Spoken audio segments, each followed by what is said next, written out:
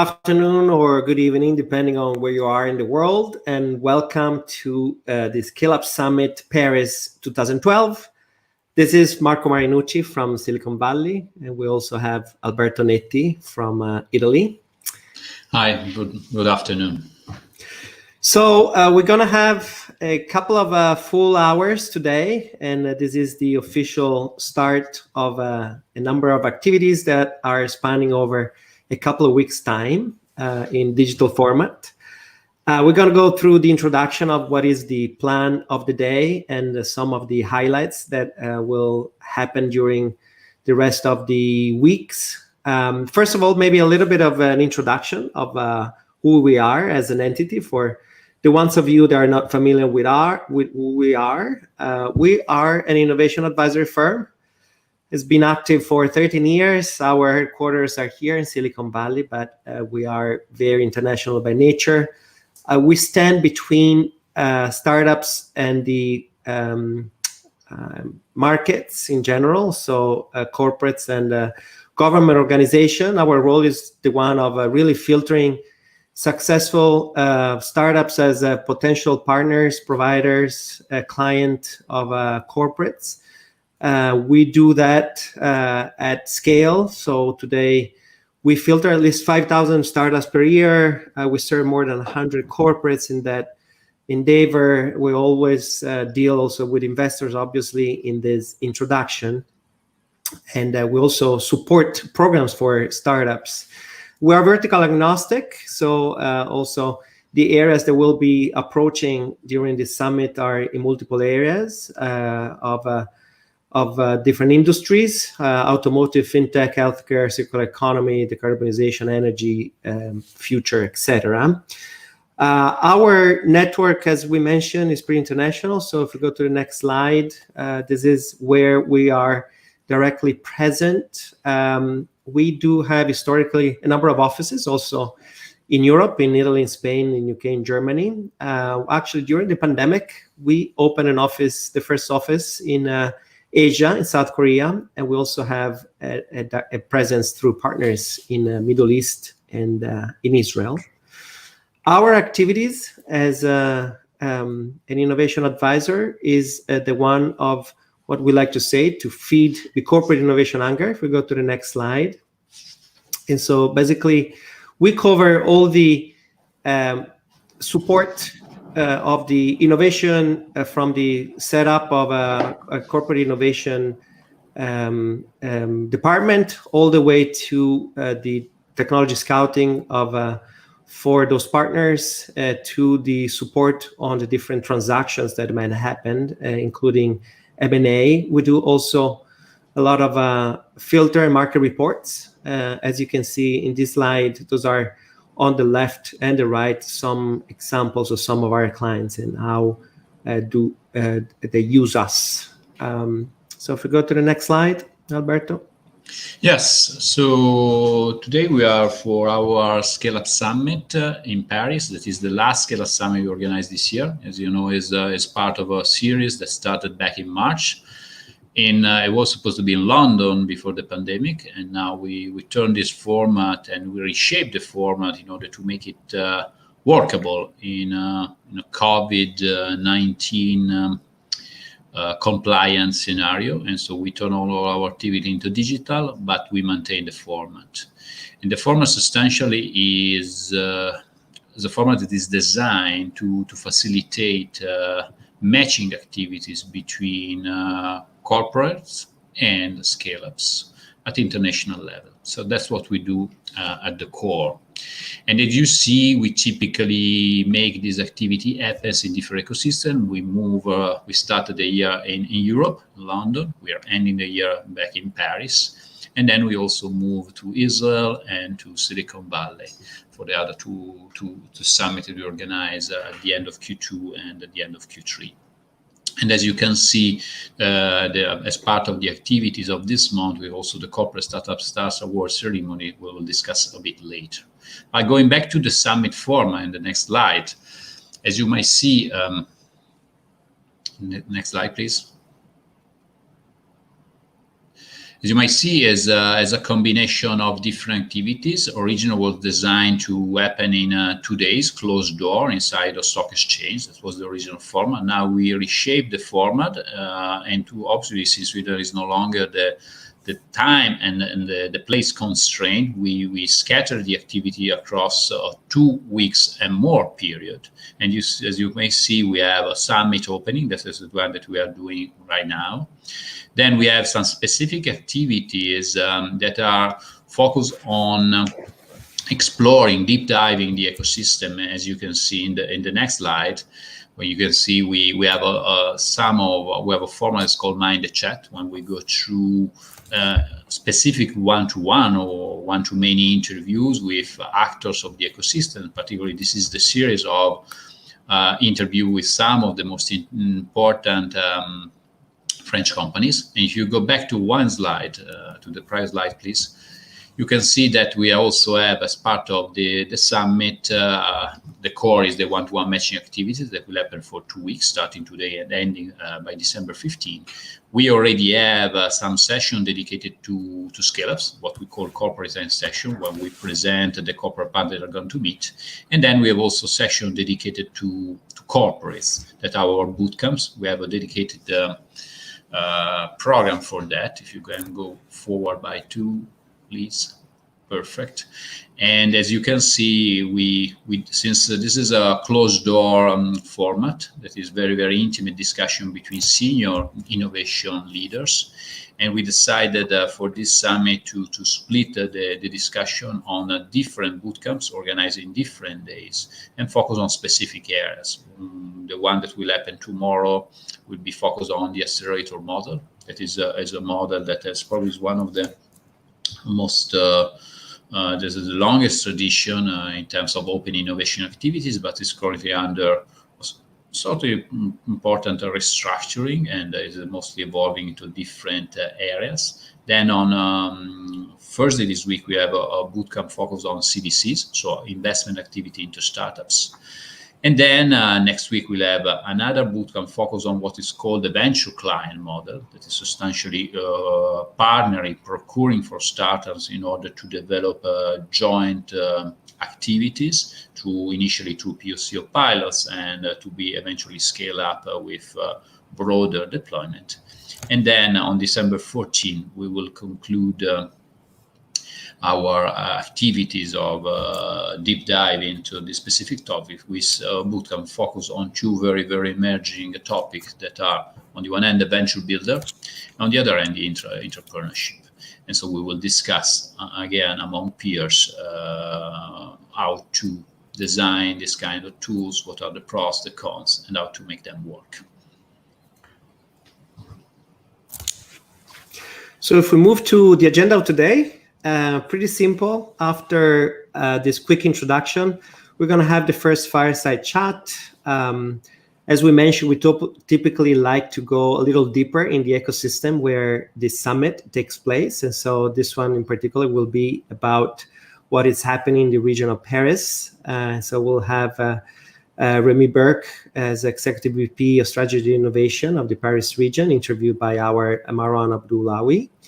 And then right after that, that's another constant in our summits. We typically introduce some content that we have published in a form of a report. This one in particular that Alberto will be presenting is the result of what we call the state of the art of open innovation, is a result of an early study, very deep into the setup of open innovation strategies and activities of all the major Forbes and global Fortune corporates around the world. And so we're going to present the highlights of what we have gathered from this study. So that would be at 5:20 Central European Time. Right after that, that's when we do the part of the presentation of the marketplace that is happening. So first, some of the what we call the corporate partner presentations would have the pitches of the corporates, in particular with a few corporates and what they are specifically looking for in terms of solutions to some of their what they call the challenges. So we'll have 5-minute speeches per corporate. And right after that, at the end of the day, we'll have a presentation of some of the startups, the scale-ups. In fact, I mean, this is a Scaleup Summit after all, and we'll be presenting the scale-ups that have been matched and been introduced to be part of these matching session with the corporates.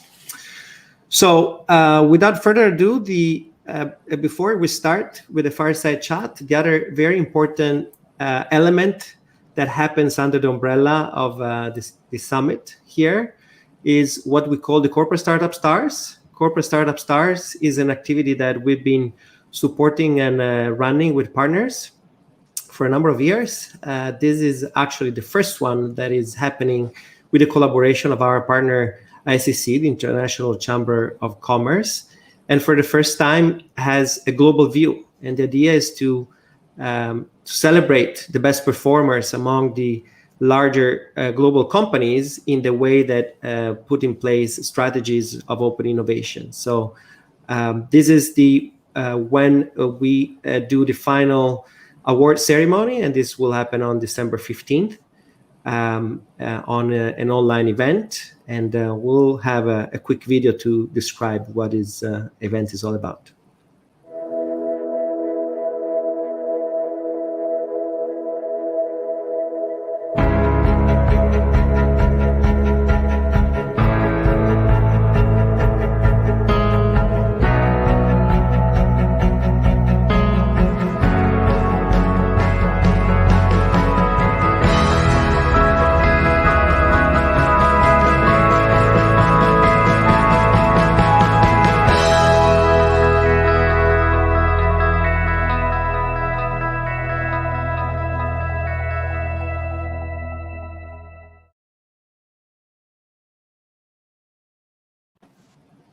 Excellent. So this will be live on YouTube and different channels. So on our website, if you want to be able to access the live award ceremony.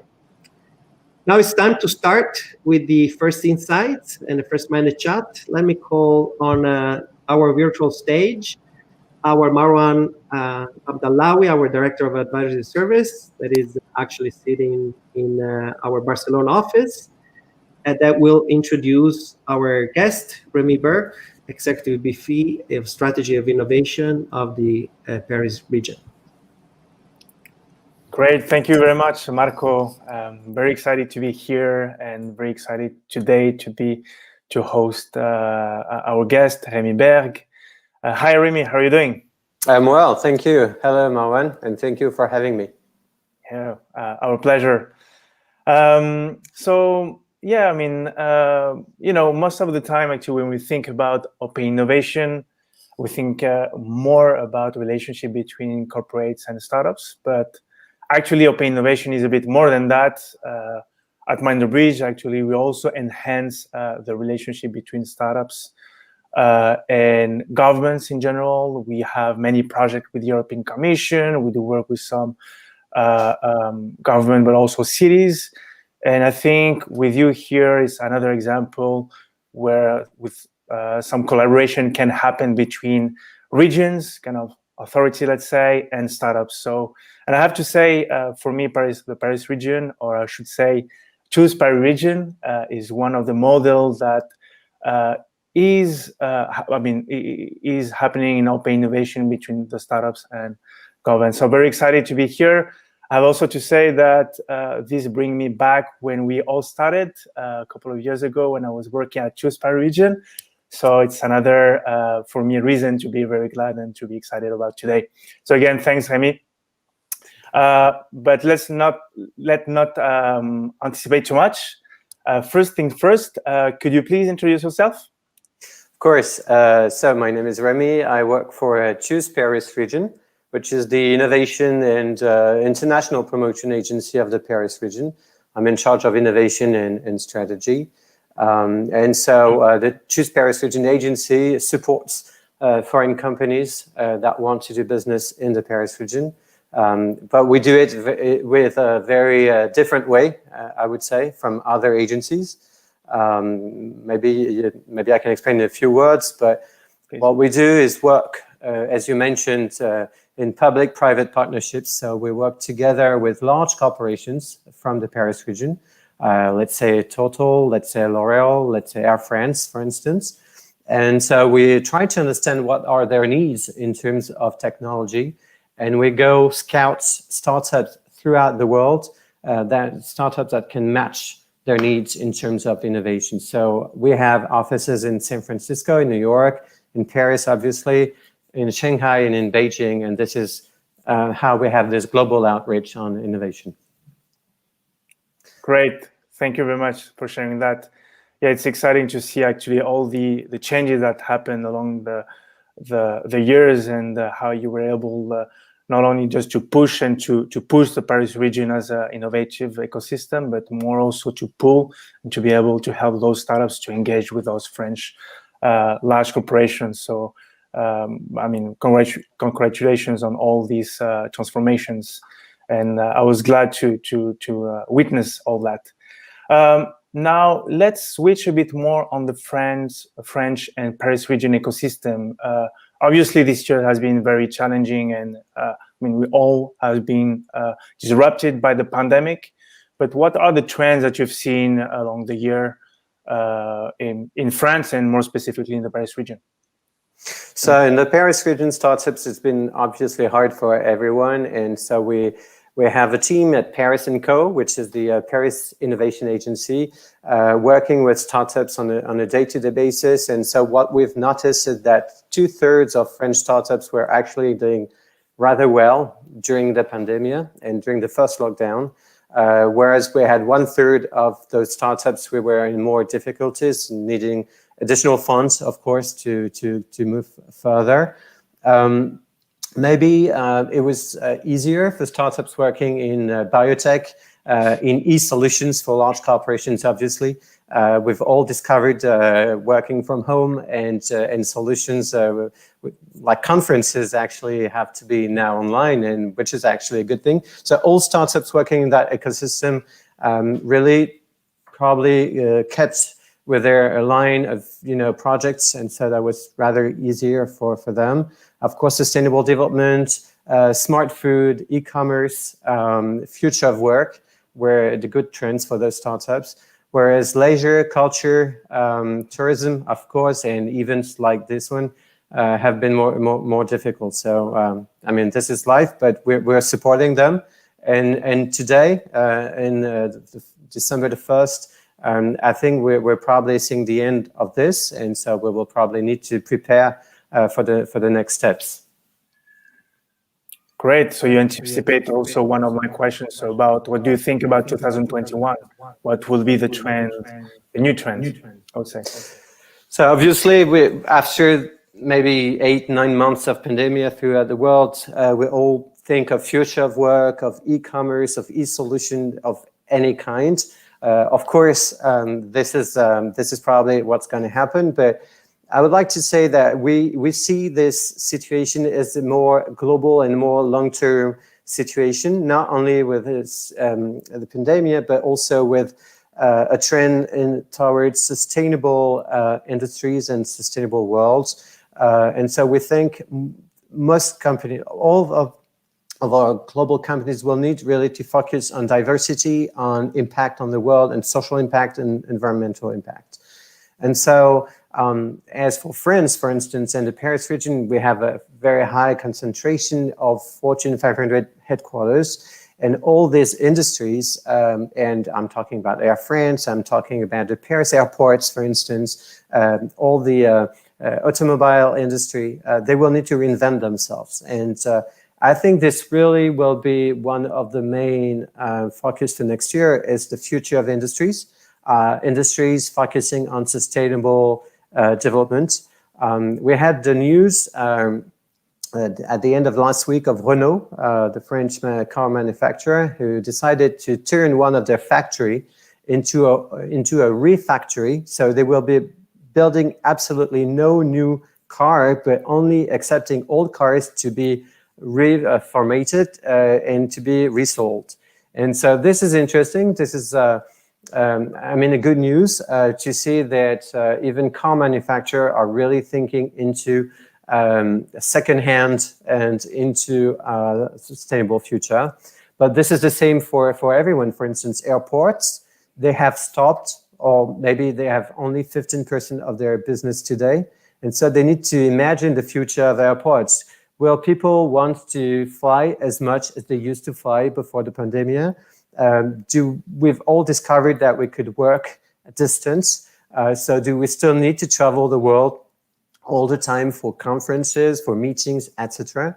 So I'm not saying this should not be the case, but all large corporations will really need to think of the future and of the impact they have on the world. So we really think this is the main change. Of course, for France, I think we were late compared to the US in terms of working from home.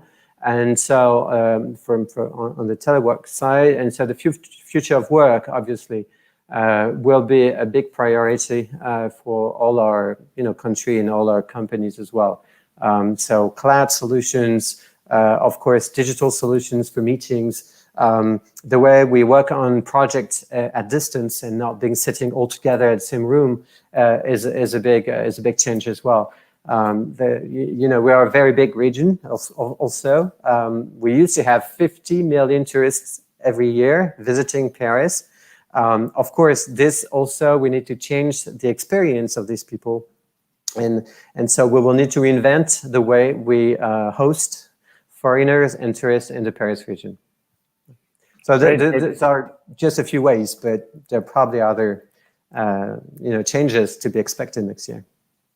Yeah, for sure. I missed that news on Renault, so very excited about that transformation as well. And it's a change of mindset, actually, more than just transformation, right? So very interesting. And yeah, definitely for the future of tourism, if I should say, it's also a big new step, or so like how to give the confidence for the people also to come back, right? And to be able to travel in a safe way. Not even sure I'm okay with that yet, right? Whenever there's a lot of people, for example, I tend to be a bit not that comfortable. So great points. Great. So maybe let's come back now more in terms of what you do with corporations and how you're able to work with startups.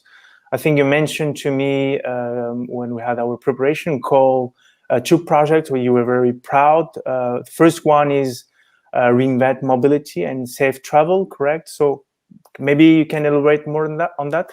Of course. So the first one is Safe Travel Challenge.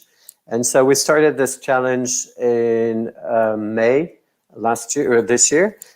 So this was the beginning of the pandemic. And so we were working together with the Paris airports, with Air France, with Accor hotels, and with the French railway systems. And so we were sitting all together and we thought we need to get the confidence back on the travelers so that they are able to actually come back to airports, come back to trains, and so tourists would come back to Paris. So what we decided is to launch a big challenge.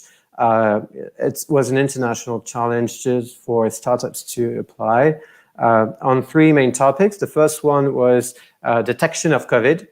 The second one was prevention of COVID. And the third one was new businesses after the pandemic.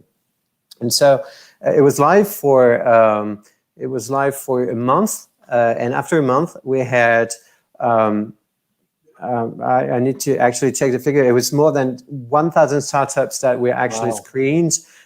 We had 309 startups from 31 countries who actually applied for very easy solutions to implement on detection, prevention of COVID. And so we had 3 winners, 1 by category, so prevention, detection, and new businesses. And so we were able to start the implementation of these solutions in the Paris airports during summer. And so it's actually up and running.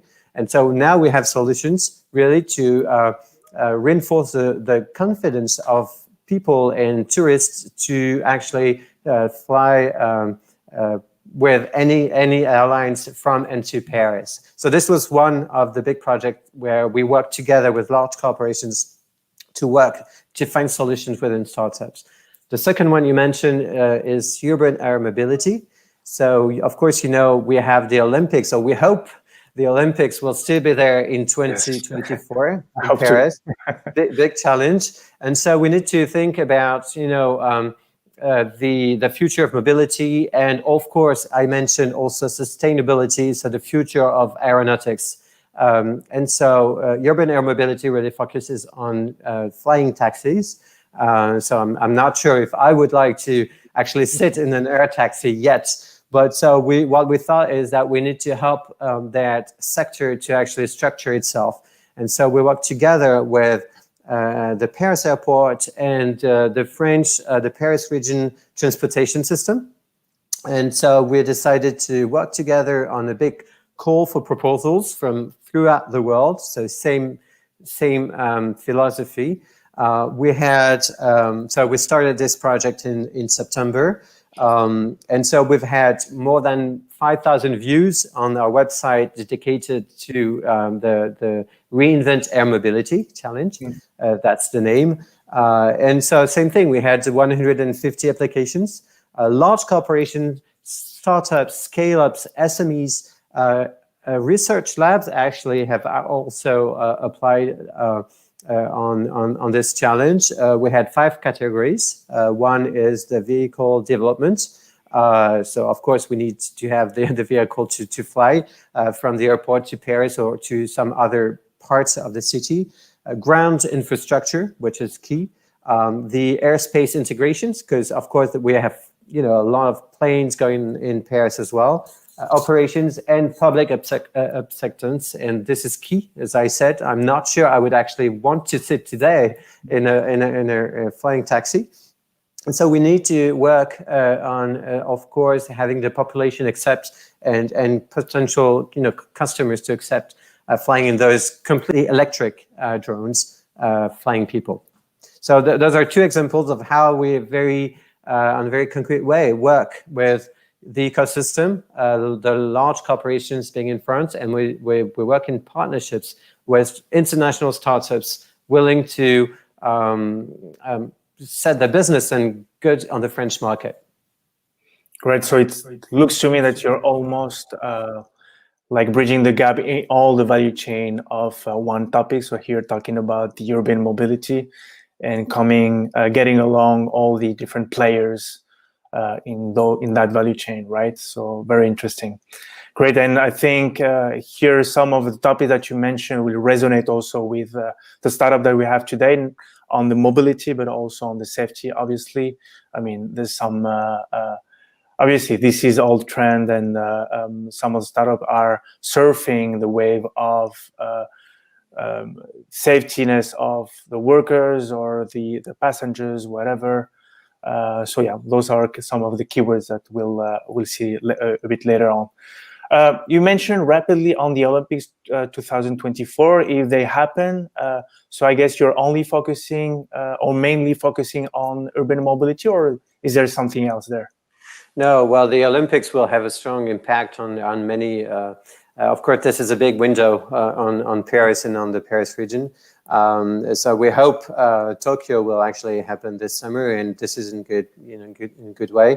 Of course, this will change the mobility, but also the infrastructure. So we need to build new infrastructures to actually welcome all the Olympics. We all have in mind the example of what happened in other countries, and I'm thinking of Brazil, where huge spendings were made, and the impact on the economy in Brazil was very high. And so we'll try to, and so I'm getting back to our sustainable, development objective, but this is key that we are able to prove and to show the world that we can be very innovative.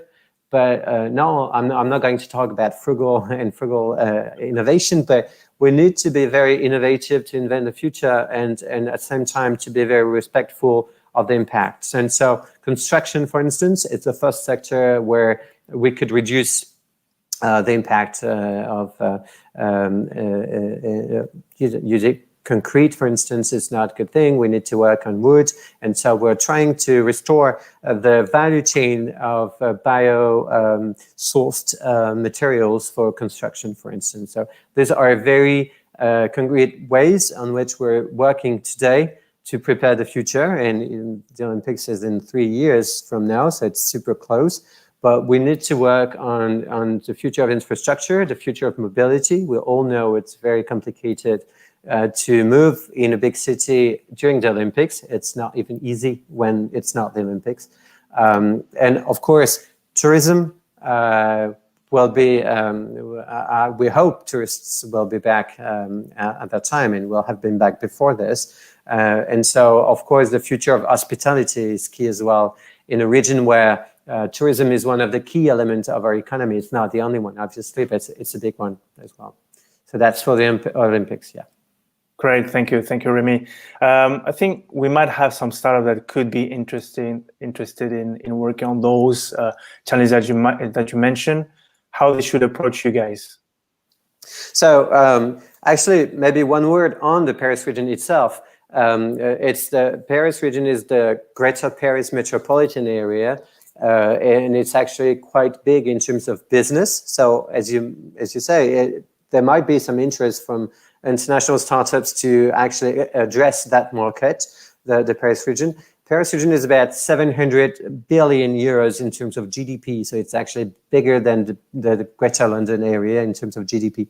And we invest a lot in R&D as well. And so we have an interest in technology and so in tech startups or scale-ups that are willing to address the French market. So what we do at Choose Paris region to support these startups, we work on the preparation side. So we help them explore industry insights, market potential.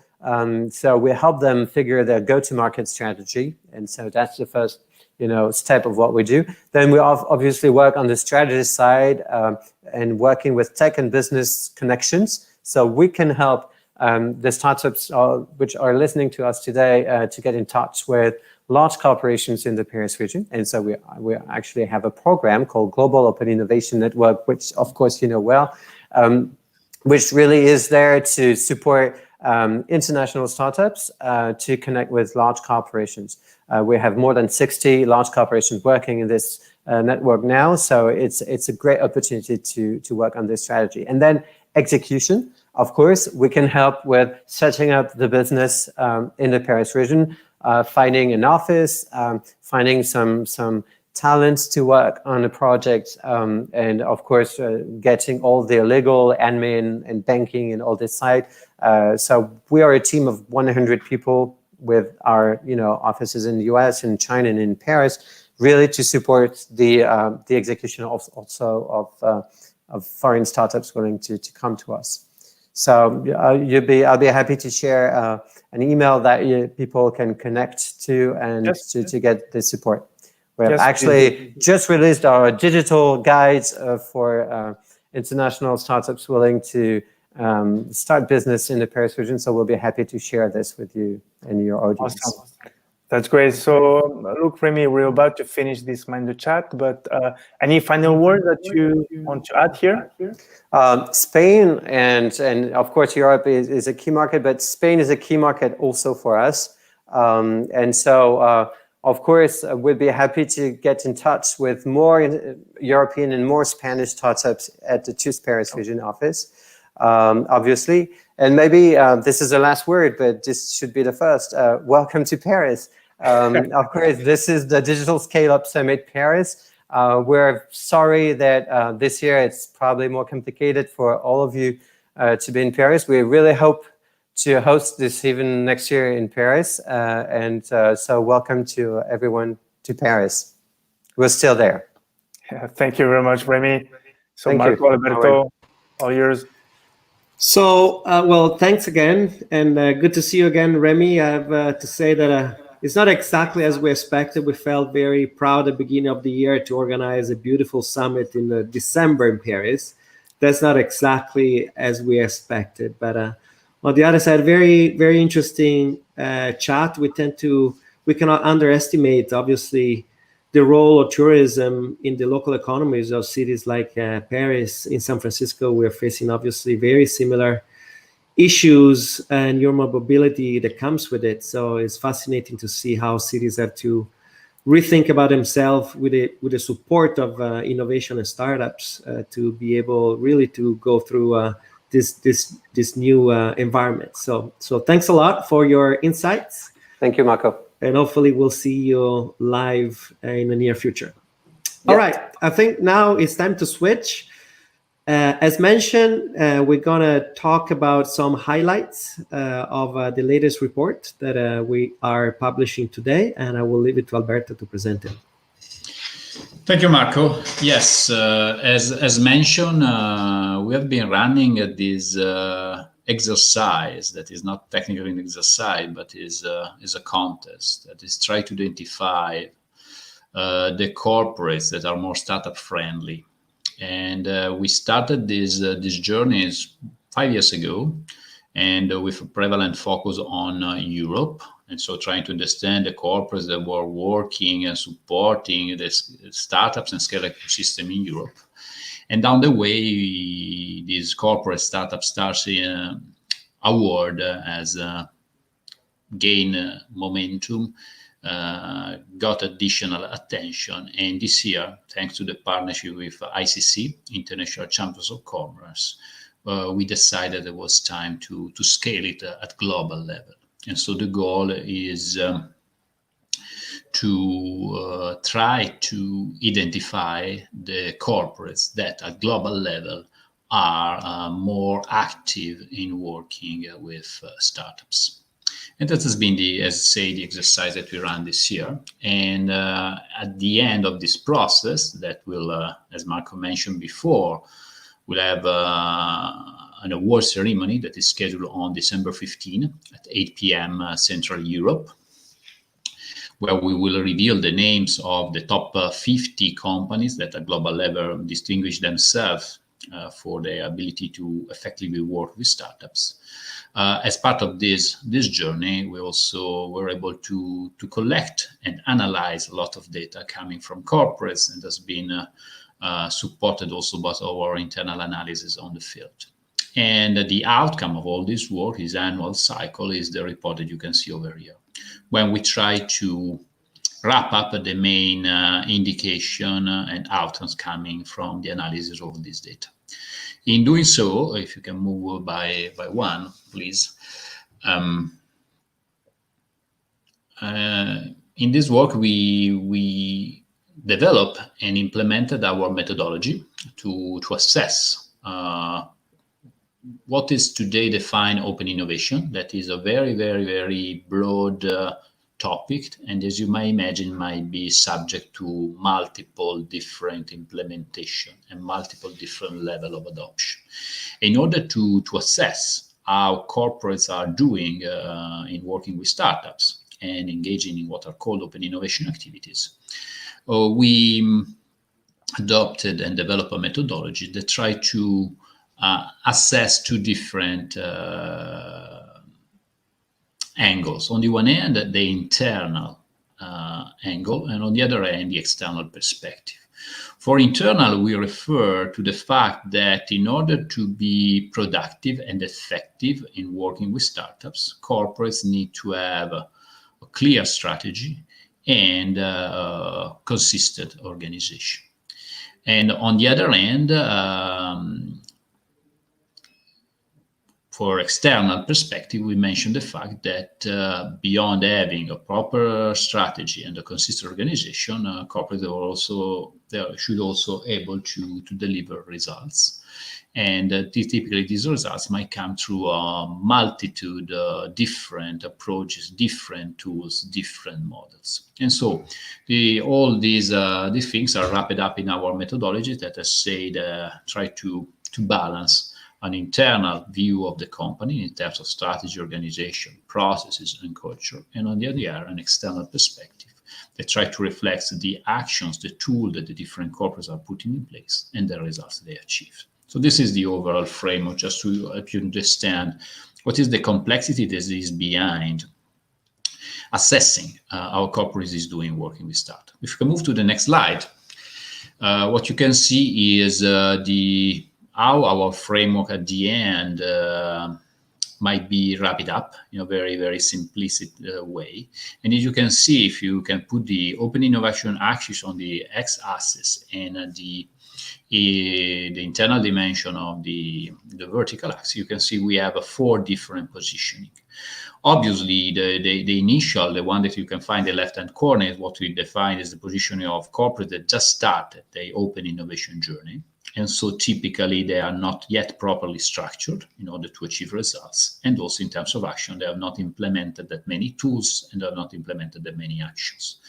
What we typically see is that typically corporates, after starting the open innovation journey, they typically evolve in what you define open innovation challengers, that is the height left-hand quarter, where typically we see these corporates typically tend to initially structure them properly in order to work with startups. And this step in terms of restructuring their organizational activity, defining a proper strategy, identify processes, and also working on the culture is also conducive to produce results. And that was the typical process that moved them on the right-hand top quadrant, that is the one that we identify as corporate startup stars. There might be also some corporates that start taking action without having a proper structure, organization, and strategy, and what we could define them as trailblazer, meaning they try to do things, but at the end, the fact there is not a strong organization or proper culture able to support and also exploit and leverage the action takers might not be particularly conducive of results. So this is the positioning, and if you move by one step, you can see how, obviously, yes, anonymized, since with the names of these 50 blue stars that you can see over here, plotted over here, will be revealed on December 15. You can see how the corporate startup stars are typically positioned. You can see the position on the top 50. The one that you can find on the right-hand quarter is what we properly define as corporate startup stars, while the other you can see that are across the 2 quadrants are what we define open innovation challenges. So the corporate are in the second group of 25 companies. Just to give you the sense of how our methodology allows also to provide a sort of numeric score that, despite it is not a scientific activity, allow us to give also a proper quantitative assessment how all these factors might combine together. But let's go through the outcomes of the analysis we just performed. If you can move by one slide. First of all, we made a pretty in-depth analysis of the internal situation of what we call the corporate startup star. So we can also define what it might be defined as the anatomy of a corporate startup star. And also particularly, we can see that we have also tried to define what are the organizational structures that are more conducive of results. And as you can see, and this is the first outcome that comes out of our analysis, is that all the corporate startup stars have a dedicated open innovation unit. So inside the organization, there is a unit that have one specific task, working on open innovation, meaning working with startups and scale-ups. And this is a more recent trend. What we see that 80% of these open innovation units now report to a senior C-level or senior executive of the organization. That means that open innovation now have a sort of a high ranking in terms of organization, and the fact that there is a C-level that has a dedicated profile in working on open innovation also is it's a testimony of the growing importance of open innovation activities that inside a large organization. One thing that we also notice is that there is still not a one way only to call this a senior executive responsible of open innovation. We also made an analysis. You can find their work cloud on the right hand of this image. In terms of how they are typically called, you can see that the typical names, there are different, very, very different names. We find about 40 different way of naming them. Typically, the names that are more frequent are Chief Innovation Officer, CIO, or Chief Technology Officer, or VP of Innovation. Again, the word innovation, technology are the words that are typically most used, and we see something referring them as with the word growth, with the word disruption, also with in more traditional ways as part of corporate development. If you can move to the next slide, it comes out another, I think, important outcomes out of the analysis. On the left-hand side, you can see how long this Open Innovation Unit has been established. And you can see that the main difference between the group of the top 25 companies, one that refers corporate startup stars, and the group of the immediate followers, that one we define as Open Innovation Challengers, there is a pretty clear difference between the two of them in the age of the Open Innovation Unit, meaning the dedicated innovation unit that are dedicated to develop such activities. And you can see that the corporate startup stars are this dedicated open innovation unit from a longer period. Almost 60% of them they established then more than 5 years ago. And there is another 30% that established this unit between 3 and 5 years ago. If we look on the Open Innovation Challengers side, you see that only 44% have this unit established more than 5 years ago, while for the other is a more recent creation. That's also mentioned the fact that what's the real difference between corporate that we can call as open innovation leaders compared to other corporates, also when they started the innovation journey. The earlier you start the journey, typically the more results you're likely to get. Another interesting message that came out from this analysis is that today, while 5 years ago, starting an open innovation journey was a sort of a jump in the dark, because again, it was very, very novel activities, with no external reference, no benchmarking. So it was a pretty complicated activity also to be properly set up. Today, we know a lot because we can leverage the experience that the innovation leaders have done in the past few years. And so what we get, the positive message for the corporates that are approaching the open innovation arena right now is that they might definitely fast track their path to become a corporate startup stars via benchmarking, trying to learn from the mistakes that the innovation leaders has done down the way and try in a certain way to leverage as much as possible the experience accrued by others. On the right hand of the slides, as you might see, we have also another data that show also the level of structure. We analyze also in terms of process how the corporate startups are different from the open innovation challengers. And I think the main outcomes, just to make it very, very short, and then I refer to the report to get all the data, that's typically open innovation leaders have a long-term vision. So typically they have a more structured way of planning open innovation activities with definitely goals that are definitely broader and longer. On the other hand, they have started identifying KPIs to measure the outcomes of such activities. So this is just the main outcomes of the analysis that you have done on the internal side. Moving to the external slides, external side and to the next slides. Perfect, thank you. You can see that working, what are the different tools and models that this company are using. Again, there is a very, very broad differentiation. And as you may see, there is not, as mentioned, a silver bullet in open innovation, one single activity that fits all sizes. Actually, there are multiple modes, multiple models that might be used, most of them also at the same time. And the other message that comes through is these models are definitely evolving. And so as you can see, we are used to utilize this framework to map how corporates are acting in open innovation, are working with startups. You can see there are different kind of actions that move from scouting, trend setting, exposure, that is activities that's typically performed, to what we call innovation outposts and innovation antennas, typically located in the main tech cluster. On the other hand, we have also a new way of trying to leverage also the potential of ideation and a potential of innovation that might be created leveraging the internal workforce, is what is today is called entrepreneurship, that is more and more connected with open innovation and is becoming de facto part of the open innovation activities. Then there is all the activities that typically refer with early stage projects and ideas. In the past, we were used to refer them as corporate acceleration. Today, there are different models that are emerging and will probably replace the traditional corporate accelerators model that might refer to the name of venture builders and startup studios and other emerging models.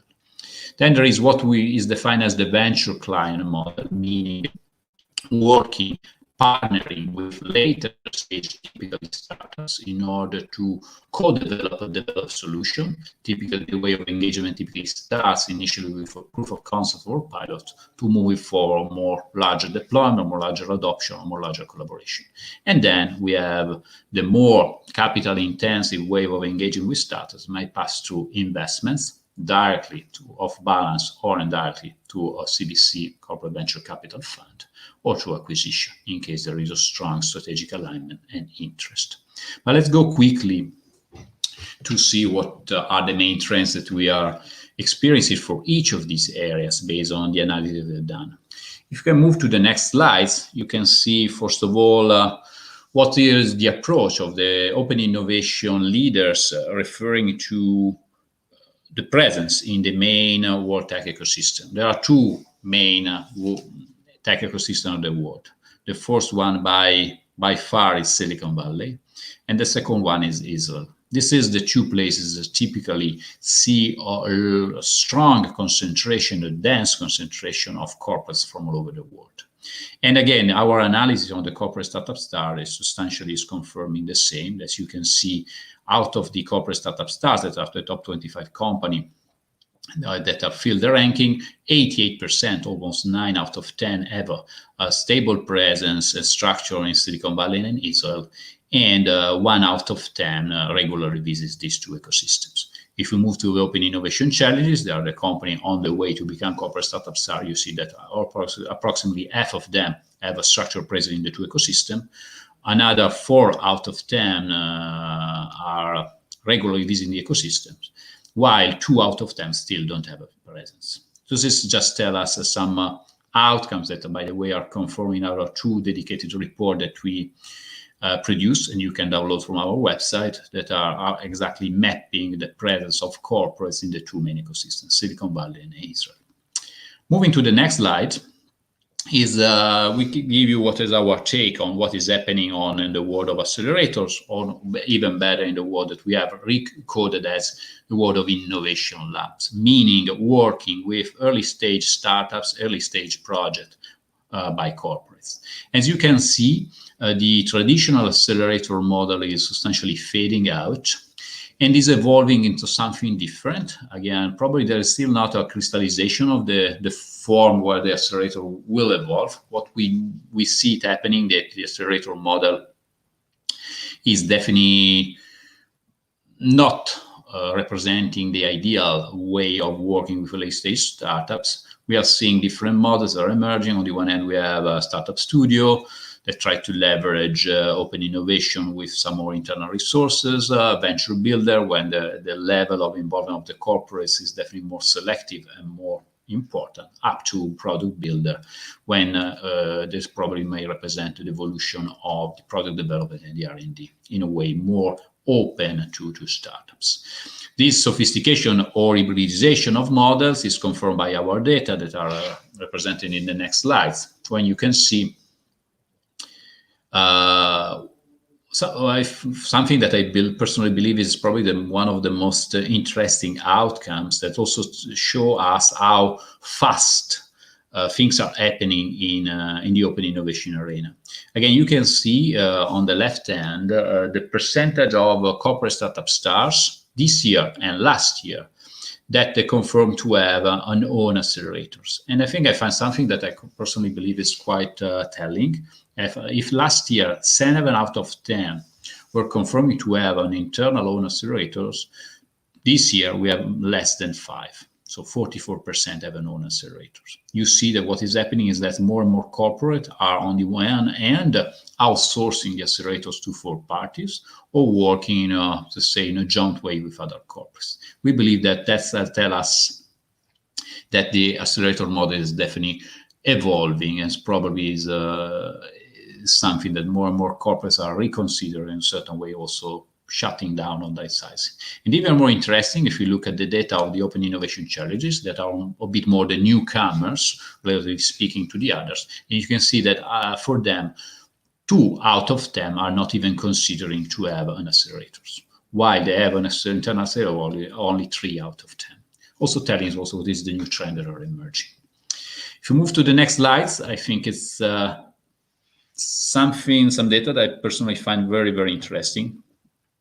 For the corporate that are working, what is called is the venture client funnel, meaning, again, the venture client, as mentioned, is corporates doing scouting for identifying solutions that might be ready to be deployed. Typically, the engagement at this stage passes through an intermediate phase that is represented by a POC, proof of concept, or a pilot. So substantially, corporates are scouting a large number of solutions in order to filter a subset of them and to shortlist the subset of this subset to work with them through a pilot. In the case that the pilot is successful, they can move to full adoption, full deployment. So this is the typical funnel. And you can see that substantially 2 main data points. Number one is the number of startups and scale-ups that are typically screened by Open Innovation Leaders, Corporate Startups Stars, and Open Innovation Challenges is pretty large. We're talking about something ranging from 250 for the Open Innovation Challenges up to 2,500 for Corporate Startup Stars. So meaning screening a lot of startups at global level. This is the other trend. It's not something that is done at domestic level or even more regional level. It's something that has to be done at global level, with, for most of them, scouting activity directly focused on the main ecosystem, that are Silicon Valley and Israel, but almost only. And then you can see the process is quite selective, because out of the 100 startups that are scouted, that are filtered to be analyzed more in depth and run a sort of initial due diligence, about 10% of them. And then you might see 1/5 of them might move into the phase that is the proof of concept of pilot, and probably 1 out of 2 or 1 out of 5 in certain situation might typically lead to full deployment. So the venture client model is a very, very selective model. And I think the ratio are not that far from the one that we can see from a typical venture capital process.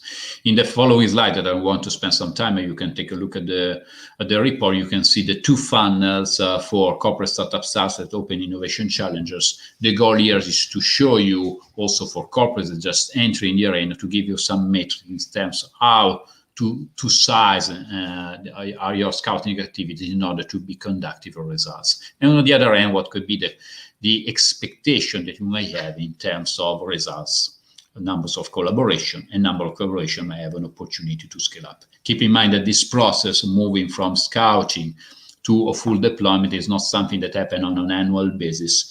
But again, typically from startup scout to a POC might take a period that may range from 6 months, in certain cases also to 12 and 18 months. And then a typical POC period may range from 3 to also 9 to 12 months. And so the full process to get to a result might also take some time, also between 1.5 and 3 years. Moving to the next slide, just to give you some highlights and regarding the investing activities. One thing that we can notice, talking about Corporate Startup Stars, that substantially we're talking about Fortune 500 companies or Forbes 2000. You can see having a corporate venture capital fund is a sort as a mainstream activity. 8 out of 10 have a dedicated CVC fund, and the other one do invest despite directly off the balance sheet. If you look at the Open Innovation Challenges, there are companies that not as small, but substantially entering the arena a bit later. You can see that half of them have a dedicated CVC fund, 2 of them invest directly, and 3 of them do not invest. Moving to this last slide, I think you can find some very interesting data points instead, which is the proper sizing of CBC. This is a question that most of the time we also asked by corporates that are considering to start investing activities, and also consider what may be the sizing of your dedicated CBC fund. And you can see that the average sizing of a fund in order to be conductive or result is something that should range with a minimum 50 million, and probably you can also go between up to 200, 250 million. Keep in mind that for innovation leaders, the amount of capital invested per year in startups is in the range between 5 for the Open Innovation Challenges up to 25 plus for the corporate startup stars.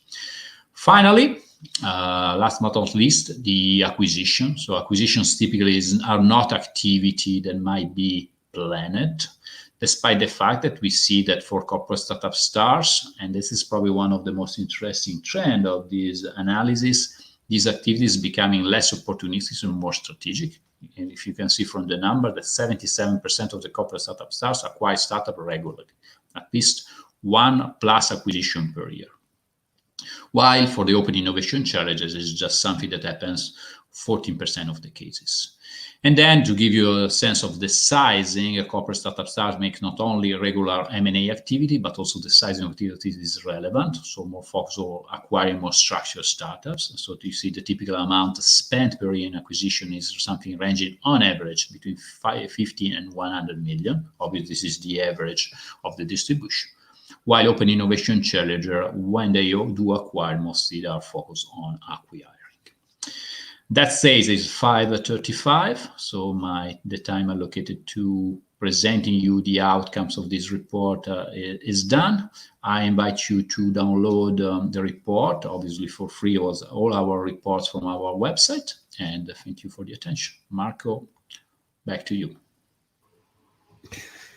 Excellent. I mean, this was a very data-rich presentation, and there's much more, but it's fascinating to see on a yearly basis how the world of open innovation is changing and evolving. That's, as we said, it's an exercise we've been doing for 5 years, and to get a little bit more of the insights with the inclusion of the corporates, the bootcamps that will follow in the next few days are a good occasions to get a little deeper, also integrating the information from the leaders. Again, this is all the data set was taken from around 100 of the largest companies around the world that applied to the awards, and also fed us with their own internal data.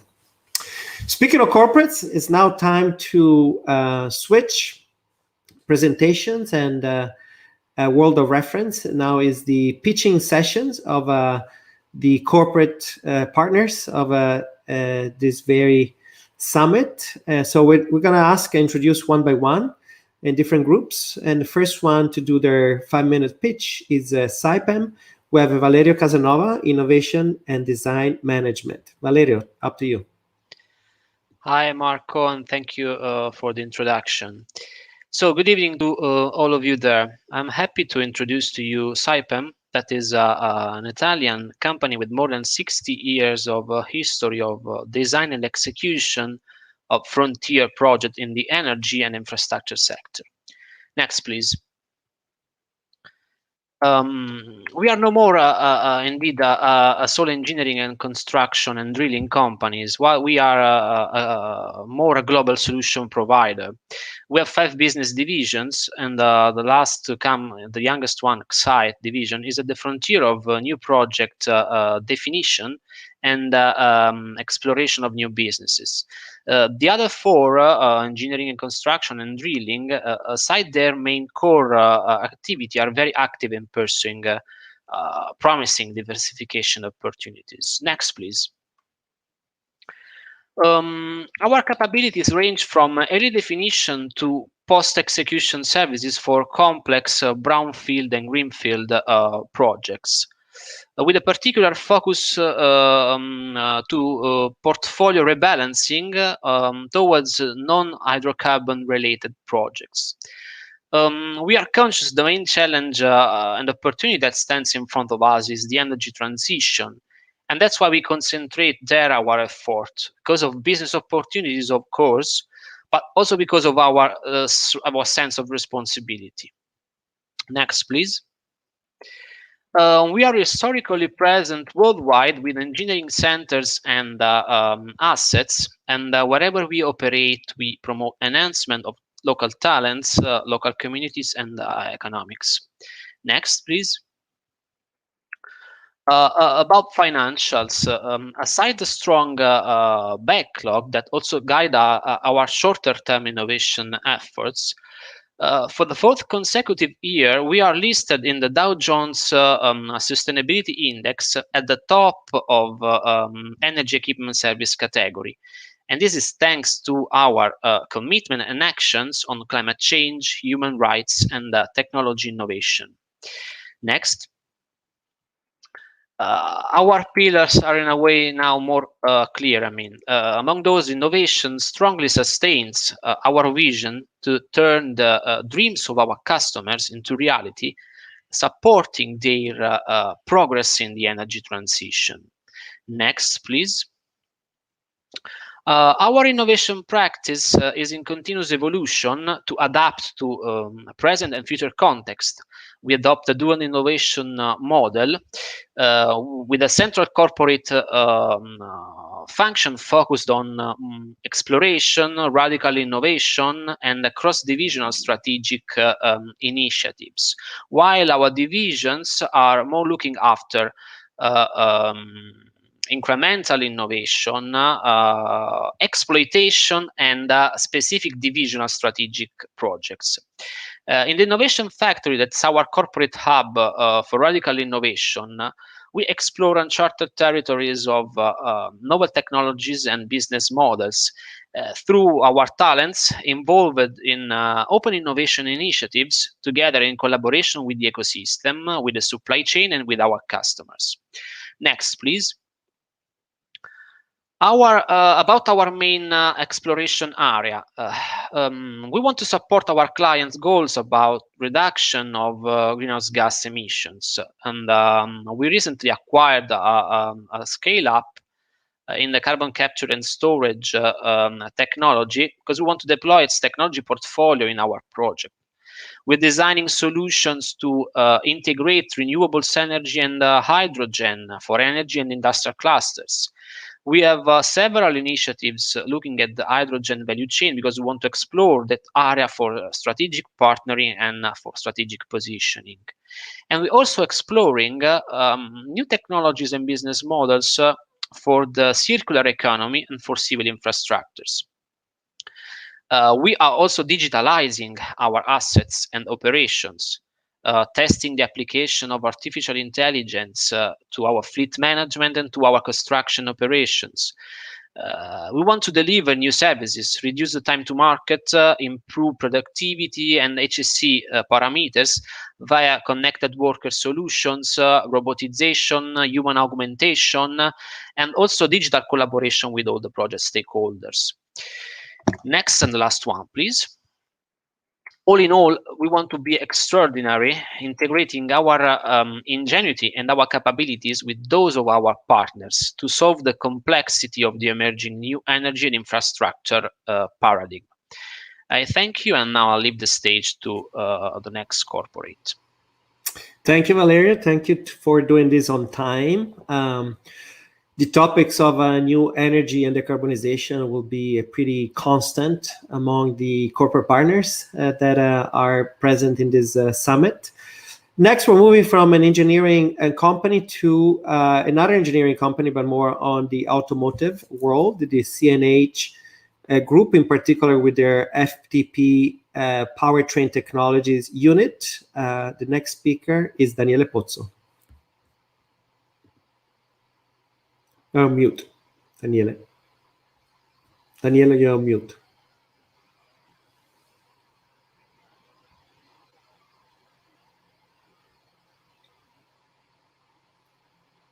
We can hear you.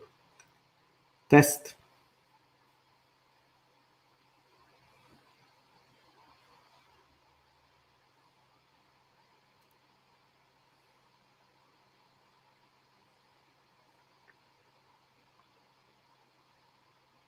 We still can hear.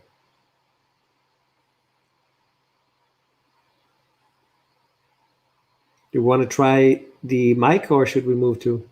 I'm gonna try to. There we go. Now we can hear. Try to pull out. There we go. Can you? Yes. No? Yes. Okay, just plug in, plug out, and plug in again.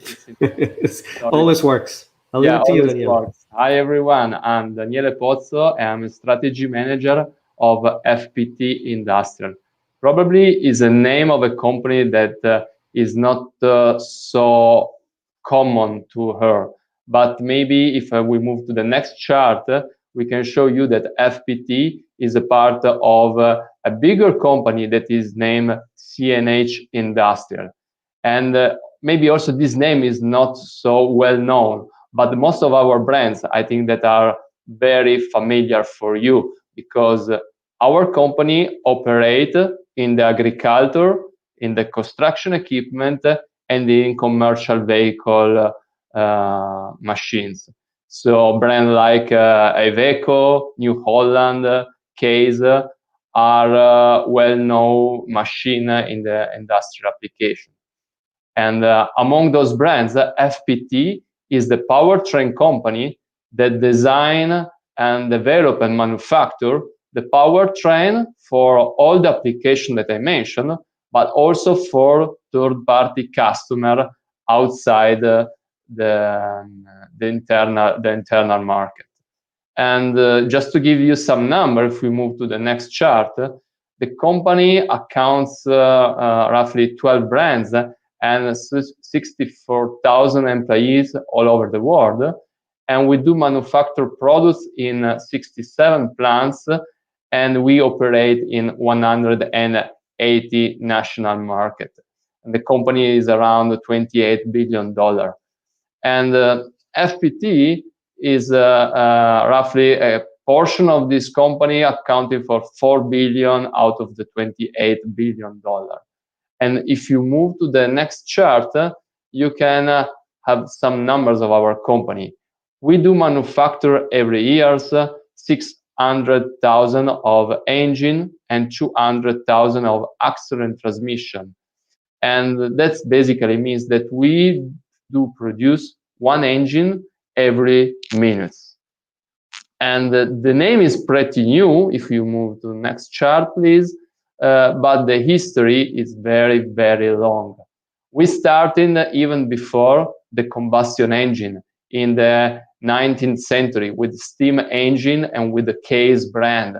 We evolved and we changed name many times, but the core of the companies, the mission have been always the same: to provide power for industrial application. And recently, you are seeing in the right part of this chart new brands that are becoming part of our company, with the joint venture at CNH high level with Nikola, and with a couple of acquisitions in the UK startup environment, with the Dolphin and Potenza. But now, coming back for what we do refer when we speak about innovation, and when we do this innovation, if we move to the next chart, we can see that all over the world, we have more than 12 R&D centers that typically are close of our customers. So where we do manufacture engine, but also where we do serve customers all over the world. And compared to the last year, we have a couple of new points on this chart in the UK that are referred to Shoreline by Sea with Dolphin, a startup acquisition that we did that is developing a disruptive technology for combustion engine, and one that is in the area of electrification, again in the UK, and is named Potenza in Coventry area. And at the core of our innovation for all the technology, there is Arbon, that is our R&D center in Switzerland. If we move to the next chart, please, you can see the area where we are looking for innovation. One is for sure the typical powertrain that in our industry is diesel. And so we are aiming to work on more and more effective and cleaner diesel engine. We have a lot of registered patents in the past, and we will continue to have. and we invested in a startup that is supporting us in demonstrating a disruptive technology for the combustion engine. We are also working on another pillar that is natural gas powertrain. FPT and CNHI are market leader in the world for natural gas application, and this technology can enable net zero CO2 solution when you are using biomethane. So it's a solution today already available, and we are having impressive improvement of the technology in this field. And the third area is the electrification.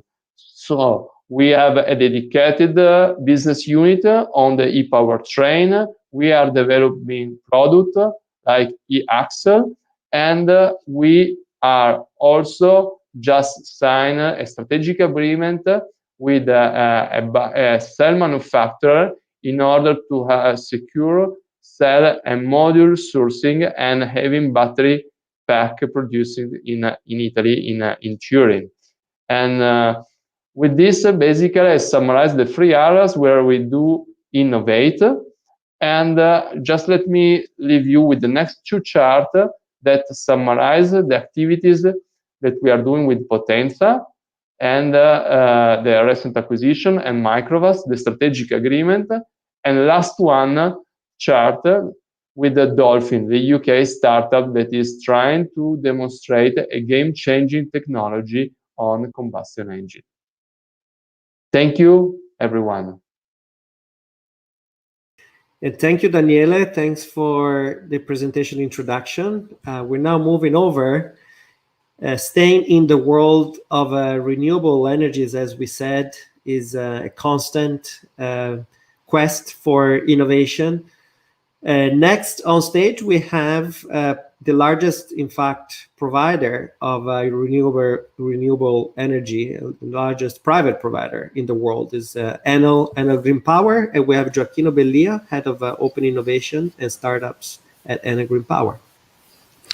Good evening to everybody. Thank you for the introduction. So, can we see the presentation? Okay, here we are. So Enel Green Power, thank you for the introduction, is a multinational electric utility, and we manage, we can see in the next slide, a fleet of 46 gigawatt of power installed, based on different kind of renewables. So here you see main distribution on main technologies, but we are working on all possible aspects about renewables, because what we believe is that there's no unique solution to address the challenge that we are living in this period of our era, that is the energy transition towards a world with power generation 100% based on renewables. So in order to do that, we are running a relay race, looking for best partners that can support us to reach our goal. And only last year, just to give you one number, we completed the installation of 3 gigawatt of power installed. That it was one of our records. And for sure, what we believe is that we have to continue to implement and to install new capacity, and we have to do it in the best way and the most effective way is possible. So how to do that? And we go to the next slide. We believe, and we strongly believe, that as I said, we have to adopt an holistic approach. An holistic approach touching different points and different aspects for our development. First of all, it is for sure the identification and adoption of new technologies that can guarantee us to be leader in our sector that is for sure very competitive. So the final goal is to be a step beyond the state of the art. But if we adopt new technology, for sure we have to reshape the way to use those technologies and their processes that we have adopted in our daily activities in order to be efficient, flexible, and safe. One other point, and here I introduce one topic that it's very important for us in our sustainable growth, is sustainability. In Enel, we have a unit called innovability, because what we believe is that it's not possible to think about innovation without including sustainability. So these two words are two aspects and two sides of the same medal. So what we are doing now is to try to identify and to adopt and to push on renewable technologies in order to reduce, even on the other side, our impact. So one, for example, of the solution that we are addressing and challenges that we are addressing is identification of new technologies that are circular by design. So not only to think at the life cycle of the technology, but even on how to be effective in the new life and end of life management of components. And for sure, in order to address these three aspects, we look for new competencies. That for sure means a trainee of internal competencies, but on the other side, leverage and looking for possible partners that can support us to accelerate this process thanks and through their competencies. So going to the next slides, I would like to touch some points in our roadmap, in our innovation roadmap, that represents our main challenges to address this main and big energy transition topic. The first one, as I said, is renewable sustainable growth. And it means, as I said, maximize valorization of resources. So it means identifying new technologies that are more effective and more reliable, but on the other side, thinking about how to minimize impacts on all ecosystems on where we are acting. So just to give you one example is, for example, reduction of land occupation, or on the other side, how to minimize or avoid to use fresh water in the operation of our sites. And the last one is circularity, as I said. So thinking on new materials, circular by design, or new components, circular by design. Going to the next one. One other technology that we believe can enable us to accelerate this process for adoption of renewables is the energy storage. Energy storage integrated with renewables, because it represents a way to be more effective in order to provide new services and to guarantee the stability of the network. How to do that? For sure, lithium, it's considered the most effective and distributed technology for energy storage. What we are looking for is the technology that can go beyond the limit of the lithium in terms of efficiency, but even in terms of hours, in terms of long duration of the storage, stability, or safety. We are looking even for a possibility to integrate and hybridize different type of solution in order to provide a different type of services, or to guarantee more flexibility in the operation of our storage. And again, here we touch one of our pillars, that is the possibility to recycle or to think on how to guarantee a new life of components, in this case for energy storage, after the completion of their life. Going to the next one. Here we touch the last one topic of my presentation, but it represents a universe in terms of topics that are included here. It is a concept that is towards the fully autonomous world, because the final goal for us, in order to be more effective in the operation of the existing assets and be more effective in the construction site of new assets, is to implement technology that can allow us to reshape the way to operate and to be more safer, to be faster, and to be more effective. So how to do that? Our approach is to leverage on existing externalities in terms of competencies and technologies that in other sectors can be already adopted or can be under test, but leveraging on cross-fertilization from other sectors, bringing on board in our business most promising solution that can allow us to address this challenge. So here you see only some example like robotics, co-robotics, the possibility to customize payloads for our mission, remote control and remote assistance, AI, and natural language processing. So all of these aspects are already under test in some activities that we are carrying out in our plant. But what we believe is that this represents some pieces of the solution of this concept that we want to adopt in Enel, and on which I believe that we have to be always with our eyes opened to look most promising solution that we can implement or that we can transfer from other sector in our challenges. So just to give you an idea, 2 days ago, we closed one big challenge launched in our Open Innovability portal based exactly on these two aspects: fully autonomous for operation and maintenance of power plants or construction sites. So again, just to summarize my pitch, our idea to address this energy transition is to diversify and to test and prove all possible solutions, because there's no a unique solution. Thank you.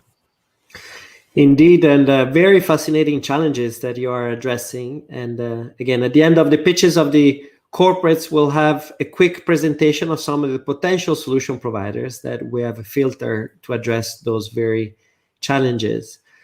Now we'll stay within the area of electricity and energy, and the next presenter is Valerio Rossi, Head of Technology Transfer and International Innovation at Terna. Valerio. Good evening, good morning to everyone in the different parts of the world, and thank you to Mind the Bridge for having us here for this Scaleup Summit.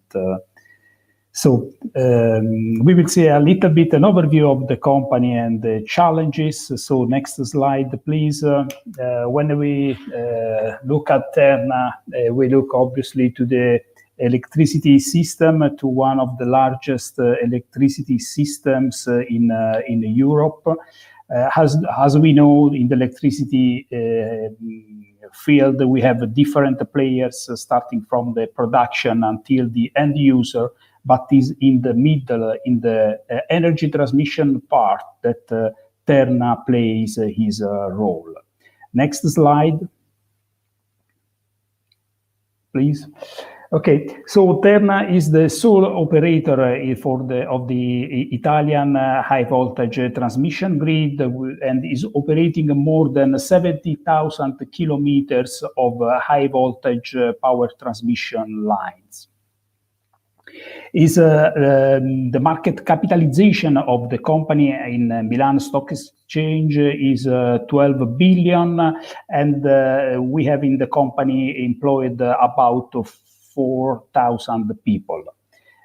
Terna is at the very center of the sustainability and energy transition, playing a key role to define the way we will power the world in the future. Next slide, please. And as we do, how we do see from this picture, the capillarity and the complexity of the system is very high, as we have to reach every single place of the country with different level of power lines rating from 130 to 308 kilowatts. But we don't have just the distribution lines, the power lines we mentioned before. In the system, we have also the transforming station, hundreds of transforming station, hundreds of transformers, and the interconnection, as Terna is exchanging energy with other countries and other continents, being a main hub for Europe to bring electricity to Europe. And on top of these, we have our operation centers and energy storage sites. So a very complex systems where we are operating the national grid, but at the same time, we are also playing a role and carrying out experiments and tests to define the way we will operate the grid in the future. Next slide, please. We will operate the grid in the future in a different manner, as we have a number of challenges that are coming. And for sure, we have the necessity to migrate towards green energy. We have the challenge coming from the climate change. We have a challenge with sustainability, so moving towards renewable energy sources, and to manage the energy coming from renewable energy sources. In the past, we had just tens of power generation plants, but as of now and more in the next years, we are moving towards a system where we will have tens of thousands of power generation places, small and big power generation point. So this energy will need to be stored. Will need to be stored, and at the same time, we have an additional challenge coming from the new electric vehicles. We will be able to manage this challenge if we will be able to digitalize the grid at the same time. Next slide, please. So the amount of investment Terna is making on the innovation and the digitalization is huge, and this comes from the presentation of the company plan we had just a few days ago. With the 900 million investment in innovation and the digitalization, we are going to restructure and to upgrade the Italian national grid with investment on digital sustainable asset. That means IoT and the ability to add sensors and collect data from the grid in order to guarantee asset availability and reliability. On top of these activities strictly related to the asset we are currently operating, there are also relevant investment directly in the innovation, placing the seeds for the innovation and for the generation of new ideas and technologies. So the optimization of the asset, the system security, and the migration towards the renewable energy sources are the main goal of the company. We, as Terna, we are developing our innovation team, and we are expanding in a global innovation footprint. We have challenges, technical challenges, and at the same time we have challenges related to safety and the new ways of works. In these days, together with MindBridge, we are presenting to the startup in Paris challenges related to safety, working at site, safety related to COVID, and technology related to energy harvesting. Thank you for your attention. I leave the stage back to Marco. And thank you, Valerio. Thank you for your deep description of what you guys are headed to. We stay within the range of energy, and in particular with oil and gas, one of the major provider. Next on stage, we have an old friend, Silvia Fierro, Digital Scouting and Open Innovation at Eni. Silvia. Hi, Marco. Good morning and good afternoon, everyone. So it's my pleasure today to introduce ENI and what we do in open innovation related activities. The next slide gives you an overview on what ENI does in general. As Marco said, we are an energy company covering all the value chain from the exploration all the way through logistic and production of chemicals. We operate in 66 countries with more than 30,000 employees. And another important figure is the one related to our commitment to innovation, with more than 300 million euro dedicated to R&D activities. So the next slide shows you how we have been recently structured. Two main units have been created. The natural resources, it's aimed at develop the upstream oil and gas portfolio sustainability, promoting energy efficiency and carbon capture. And the other one is the energy evolution, dedicated to supporting the evolution of the company's power generation, fostering the transition from fossil to bio, blue, and then green. The unit which we belong to and that operates as a support to the other two is the new digital and R&D. Technology, digital and R&D, where it sits all the innovation and the development of new technologies and their fast implementation on an industrial scale. As Open Innovation team, we operate with two souls. One is the demand management team that is mainly dedicated to listen to our businesses and collect all their needs. Then it's our team that is actually more dedicated to interact with potential new opportunities. Linked to the Eni's strategic goals, on the next slides, you can see that we normally follow these 5 objectives when looking for new solutions in general. So we need to excel in asset integrity. We need to boost company efficiency, of course, enable decarbonization and circular economy into the energy transition, and enhance stakeholder centricity. With the help of our network mainly and our partners as Minderbridge in this case, we scout following the technical areas reported here for new solutions, mainly scale-ups that are ready to be plugged in and deployed in our environments. The next slide clarifies you what drove our innovation quest for this year.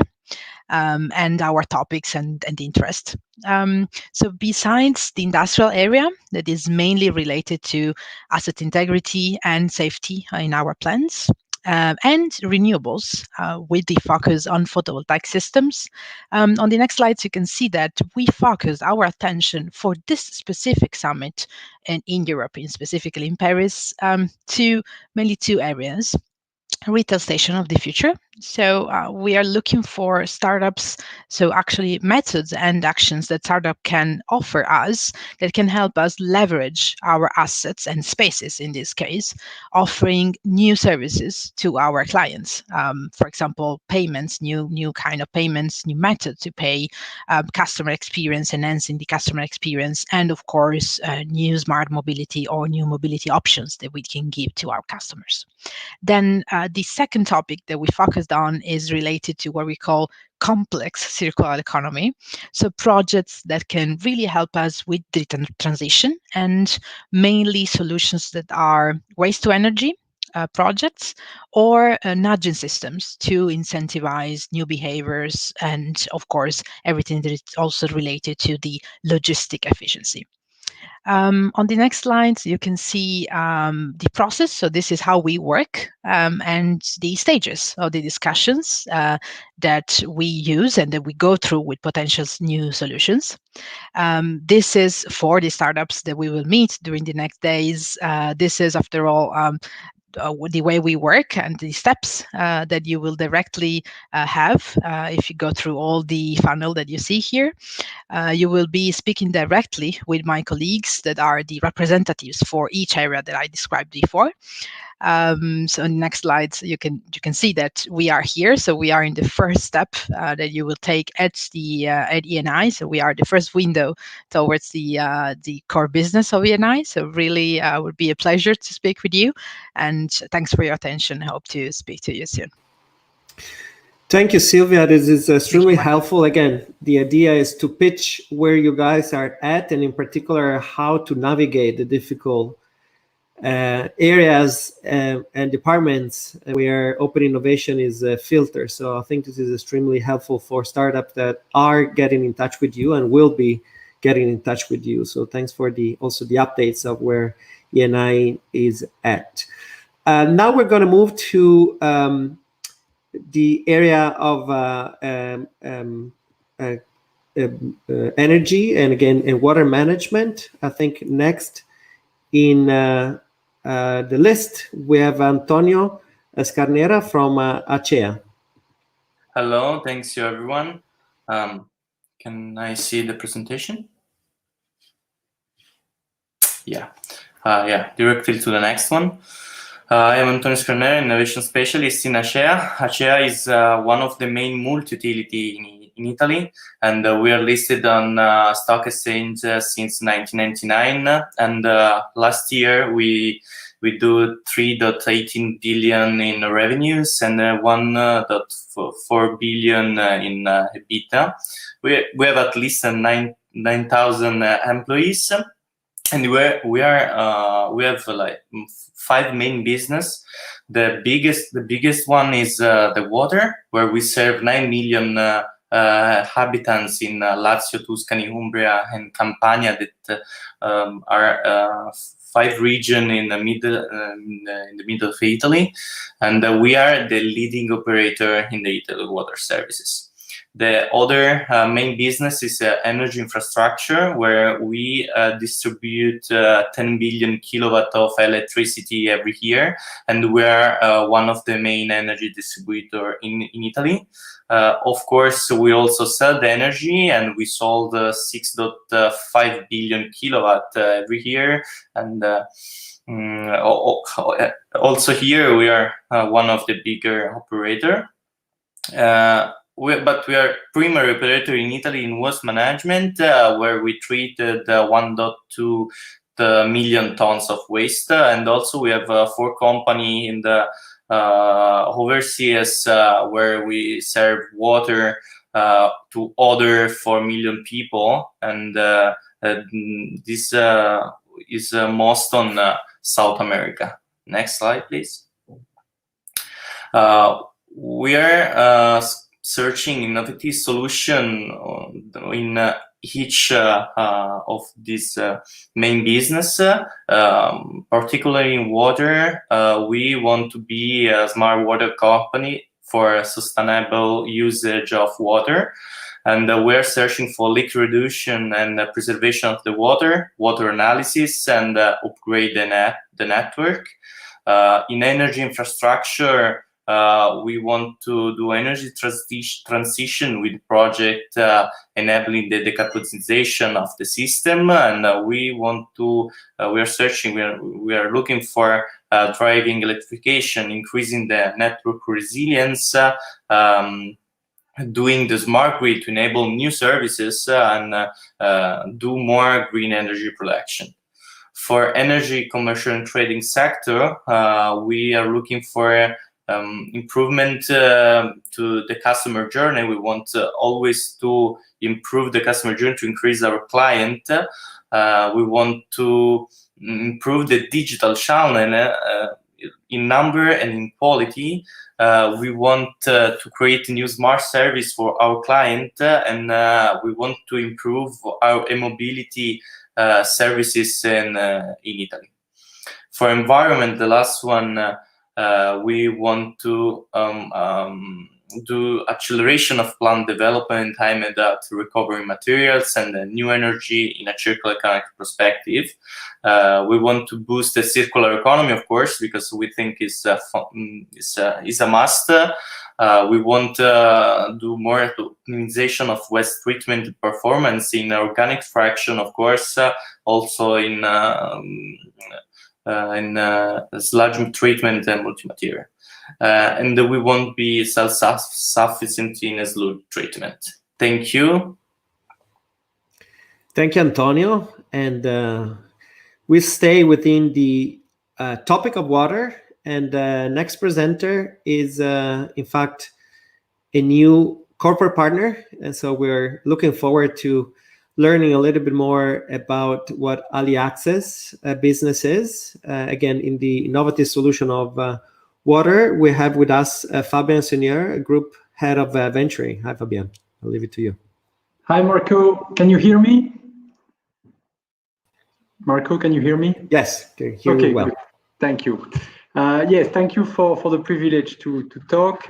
In short, indeed, we have started this year a corporate venture capital fund that is focusing on water.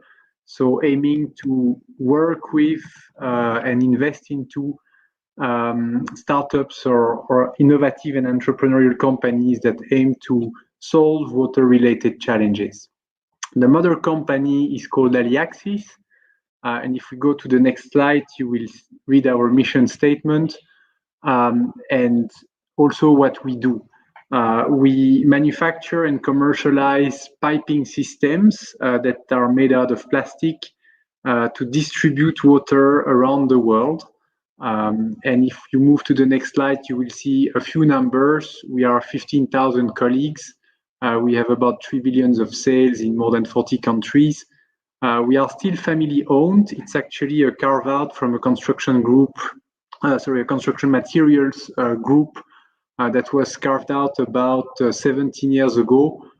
We did many acquisitions across the world, always focused on pipes, fittings, and valves mainly to supply water or to distribute water. If you go to the next slide, you will see our worldwide presence, and we still operate various brands, and it also reflects that we keep some diversity of the markets where we operate, of the culture of the company that we acquired. We serve mainly 3 segments for a third each. If you go to the next slide, the first one is the building segment. So you could think of the piping systems that come to your home, to your kitchen, to your bathroom, and go back to distribute and take back the wastewater. But there are many complex buildings like hospitals or hotels where we try to provide them with the right systems and the right features. Some of them need to prevent Legionella or to monitor water quality, for instance.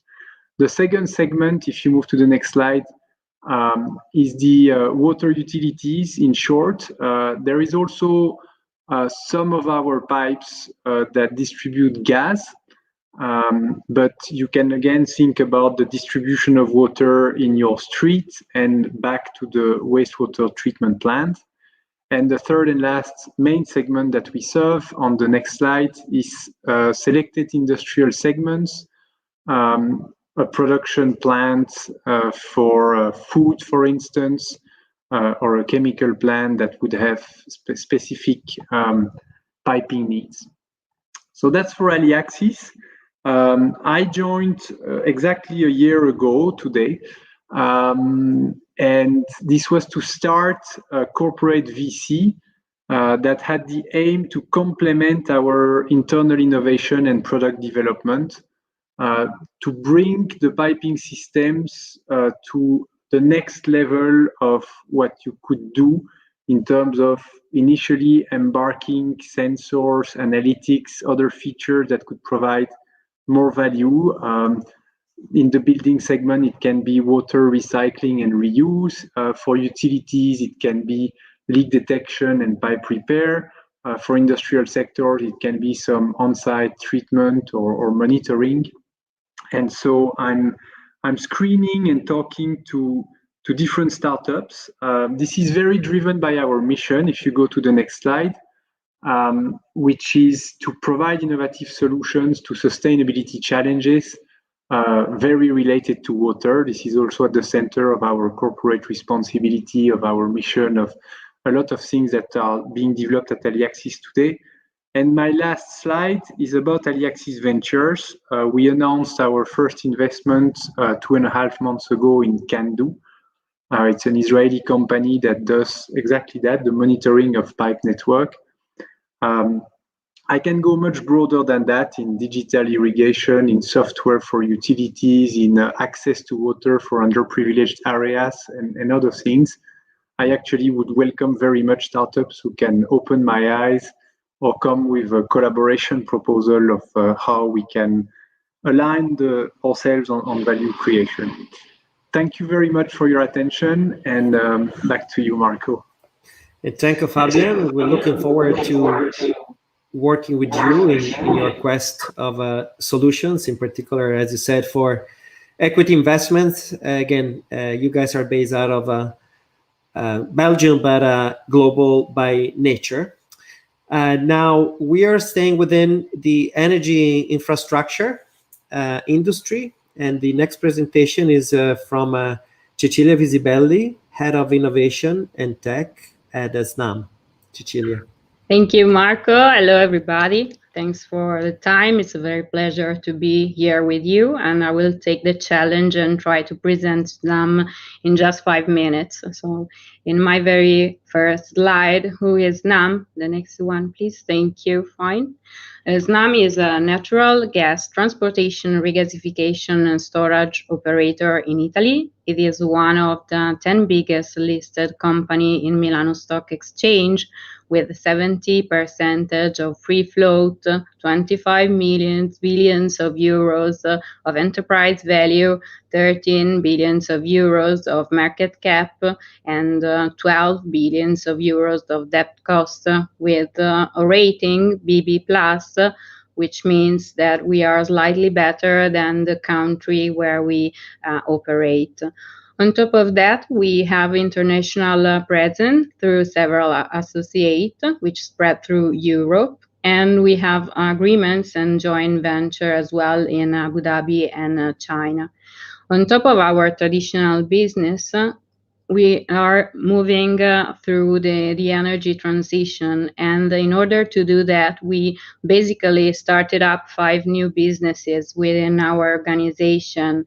And the first one is related with hydrogen, because we believe that green hydrogen will be the energy vector of the future. The second one is about biomethane, which is not fossil but comes from urban organic solid waste. The third one is the mobility which is possible through hydrogen and liquid gas. The fourth one is about efficiency, and the fifth and last one is about reforestation. And we need all of your innovation solutions to make them grow. So if you can flip to the next page, please. Another couple of words about SNAM. So in the left side of the slide, you can see which are the key assets of our grid. We have 42,000 of kilometers of grid transportation, which is the biggest one in Europe. And you can see also in the orange bar, 20 billions of gas storage capacity. That again is the biggest one in Europe. In the center of the slide, you can see which are the key points in our grid in Italy. And in the right part of the slide, you can see the key countries where we operate. If you can turn to the next page, please. We are starting talking about our innovation need. A couple of years ago, we launched a multi-year innovation program, which is called SNAMTech, that is Tomorrow's Energy Company.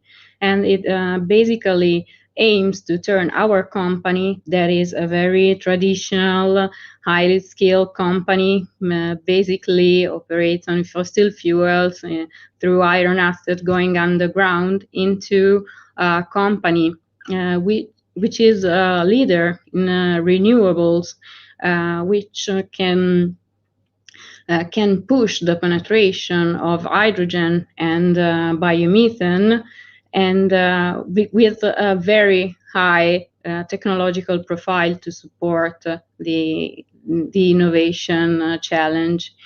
And here in the slide, you can see the 3 pillars of this program. The first one is the energy transition. The second one is the innovation and technology supporting the energy transition. And the third one is the energy efficiency. That is a kind of precondition before the energy transition and the innovation and technologies. So if you can flip the page, this is my very last page, I promise. And we are closer to the core of the innovation, what can be interesting for startups and scale-ups present today, because we believe in a future where hydrogen, biomethane, compressed and liquid gas will cooperate in a more flexible way in order to match the energy demand and the energy offer, especially in the industrial and in the transportation, for example, trucks, long distance, ships, airplanes, because we believe here that these new fluids will be needed. So technology will help. For example, drones, satellite sensors on our network to enhance and capture a bigger number of parameters with benefits in terms of safety and in terms of the effectiveness of our maintenance. So basically, we are looking for your innovation, your solutions, your ideas coming out from the box in order to support us towards our challenge. Thank you, everybody. Thanks for your attention. And thank you, Cecilia. Sounds like energy transition is definitely one of the common denominator more and more of our summits. So it's definitely where the world is looking for innovative solutions. Speaking of energy, we are back to the Enel group with a different unit, and now is the time of NLX and the Smart City unit. We have as a presenter Sergio Gambacorta, head of Smart City Innovability at NLX. Sergio.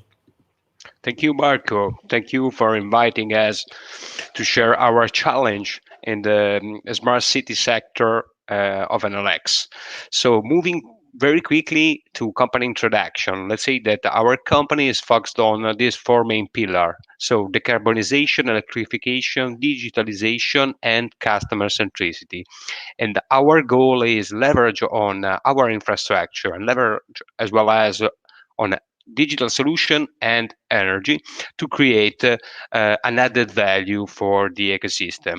If we'll move to the next slide, as shared, we are part of a global company, of a global group.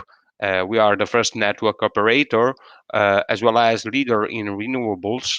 We have the largest retail customer base worldwide, and as an NLX, we are also world leader in the demand response services. We move to next slide. We can see also the way in which we create our business, because sustainability is always the first thing in our projects. And particularly as NLX, we are focused also on infrastructure, on ecosystem, as well as on platform delivery in order to address the sustainable development goal for city and for climate action. If we'll move to next slide, very quickly, here we'll find our objectives to electrify energy uses of our customer, address decarbonization, as well as extracting new value, leveraging our asset and customer asset. If we'll move to next slide, here you can see the NLX world, because all our world is around this 6 global product line. We are focused on city with the e-city global product line, on a e-industry, on e-home, on electric mobility with the e-mobility global business line, on digital payments with financial services, and on ultra-broadband services with the related product line. If we will move to next slide, we can go a little bit in depth to NLX role in the city, because we are managing our solution, product and services, moving from the underground infrastructure, in which, for example, will design the ultra-broadband services, to urban infrastructure in terms of energy and transportation, like, for example, charging station, to the green and public area, in which we'll find, for example, one of most important product of NLX, that is smart public lighting, to buildings that are addressed with energy management and efficiency services, to the urban flows in terms of energy, as well as to urban flows in terms of people. That means digital platforms that are able to connect all these devices or their solution in order to create an added value for the end user, as well as external data set including also open data, in order to unlock the planning capability of our customer to reach the best optimization in service delivery. We'll move to next slide. Here you can find what is the current portfolio of NLX for a city, in which we'll have the circular economy report that it's the starting point in order to evaluate what is the effect in terms of efficiency of services and sustainability as well. And we'll find also our public lighting business, architectural lighting business, energy efficiency for public administration, digital services, which includes city analytics and data products, as well as the IoT platform and control room, the street furniture that includes smart pole and all the smart urban infrastructure that we are delivering for the city. And last but not least, the electric public transport solution to address the electrification of transport in our city. And we'll move to the next slide. As NLX Innovability, our goal is to work with partners. Is to scout startup and new technology in order to create the products that could be addressed in future on the market and that can create the added value that we are looking for. And so moving to next slide, you'll find our challenge for city in this moment. So basically, as shared, our legacy business is related to the public lighting, but our offering is increasing with the e-bus as well as digital services, as well as smart urban infrastructure or smart solution. And our challenge in this moment are increase efficiency in public lighting and operation and maintenance. For sure, going beyond the remote control system and adaptive lighting that are state-of-the-art technology that we are already implementing in our city. Innovate also the architectural lighting, creating special effects for our city and to let our city to be more impressive also for citizens. To design and develop new data products to help you in managing ordinary and extraordinary event. We already have in our portfolio city analytics, but we are always looking for new data, new algorithm, new model that can create actionable insight to support public administration. And then we are as well focused on citizen engagement, leveraging on a urban application and urban portal that is a solution that we have developed in order to let public administration involve citizens in report faults and participate in their lives. And we are looking for new solutions to be integrated in this ecosystem. And last but not least, again, we are as well as focused on value-added services that can create an added value for e-bus offering and intelligent transportation in general, with always a special focus in create efficiency through digitalization, because this is NLX work. Thank you, Sergio. Thanks to you. So it's fascinating actually to see how those companies or corporates that are really sizable are changing and upgrading their offering. We're used to see that among startups, but when it comes to innovation, it's very interesting to see even our corporate partners, the way that they are evolving and keep doing so.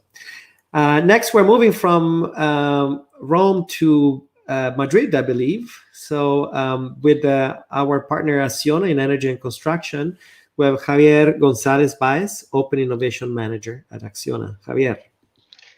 Thank you, Marco. Hi, everyone. Let me introduce Acciona. Acciona is a large Spanish company developing renewable energy projects and sustainable infrastructure solutions. Next slide, please. So our main businesses are energy and construction, but we are very active also in other sectors like water, services, industrial, real estate, and so on. Looking at the figures, we have presence in 65 countries with almost 40,000 employees. And with more than 10,000 megawatts, we are the largest energy company working exclusively in renewable energy projects. So at the end, very committed to sustainability, very committed to innovation. This is what we call business as unusual. Next. So business as unusual based in two pillars. The first one is sustainability. because as more than 70% of the SDG targets are considered to be linked to the development of new infrastructure solutions. So it's part of the core business. And also we are carbon neutral company since 2016, with a sustainable master plan that drives all the businesses. And on the other hand, innovation. We have 3 R&D centers, one for energy, mainly working on technologies like storage that will change dramatically the landscape in energy. Also in construction, working in new materials and also construction processes. And also one for water, mainly working on different chemical processes applied to desalination and water treatment. Okay, so in the corporate level, we are supporting all the activities, but we need to run. We need to run faster than ever. And in the next slide, this is the reason why we create innovation. Innovation is a platform that reflects the way that we want to innovate. We are taking advantage of startups, new technologies from startups and new business models, but also trying to leverage the knowledge and the know-how of our R&D centers and innovation teams. At the end, we want to create new revenues and new business models. Next. And these are the results in 2 years. So, but it's not about the number of projects launched or the startups involved. It's more about the people that are working together, collaborating with the startups in our programs. And the most important KPI for us is that 2/3 of the startups sign an agreement directly with the business. Next. This is some of the ingredients that we have in our program. Challenges directly based on the business, the commitment of the decision makers from the beginning, a supporting framework to work with startups, but also trying to co-create solutions with agile methodology, trying to test in the real environment, and also clear next steps for the startups. Next. And this is the approach. We are developing a new innovation approach, more open, more disruptive, more digital, but also trying to find new solutions across the organization in order to transform our industries. But not also our industries, but also the industries of our clients or the industries of the cities. One example is mobility. We are not entering the mobility sector. We are transforming the mobility through the use of renewable energy applied to transportation, and also the case in Chile.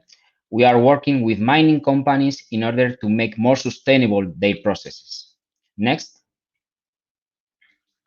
And this is the opportunity areas for Acciona for collaborating with us. In advanced delivery, we are working with technologies around logistics and last mile delivery. In sustainable mining, it's more related to new solutions to transform the mining processes. In terms of construction tech, how to improve the way we deliver the construction processes. In connected assets, everything related to operation and maintenance. In smart mobility, we are the biggest operator in the scooter sharing industry, but also we are working in different new solutions related to mobility. And also in the energy transition, again, but this is not the energy transition of Acciona, because we are there. We are working on new solutions related to energy for our clients. And that's all. Thank you so much. Thank you, Javier. There's a lot to describe and to talk about. And we'll stay within the areas of mobility, but not only. This is the last pitch of the corporate partners of the summit. We're going to move to an insurance and financial group, Unipol, where Bruno Scarà, head of Industrialization and Innovation Network. Bruno, you always have the pleasure of closing the pitching session of the corporate. So thank you, Marco. Hello to everyone. So yes, Unipol Group is one of the most important insurance company here in Italy. And just to give you some numbers, about our group, we have about 8,000 points of sales in Italy. So we have really one of the largest and strong network positioned around Italy. And the other point that I would like to highlight is we have more or less 60 million of customers, and within this number of customers, there are about 4 million of that has a black box installed in the cars. So this allowed us to have a lot of information about our customer. And for example, during the COVID, that we had the problem as around the world, we were the only insurer able to understand what was going on the car on mobility, because with that number of cars, we understood how many cars was driving, and that give us a lot of opportunities to set up a proposition during the COVID to engage more our customer with an offering, particular using our app. And so that's important, having so many data of mobility that is difficult to have for other players, because 4 million of customers with black boxes are really a huge amount, not only in Italy but also in the world. Then we have a lot of customers insure around all the what we call let me say welfare insurance, and so the group is very big in terms of insurance. But what we wanted to do, and we can skip to the next slide, is to use this asset, because that we have developed during time, to create other type of revenues in three ecosystems. One is the new mobility, the other one is home and properties, and the other one is health.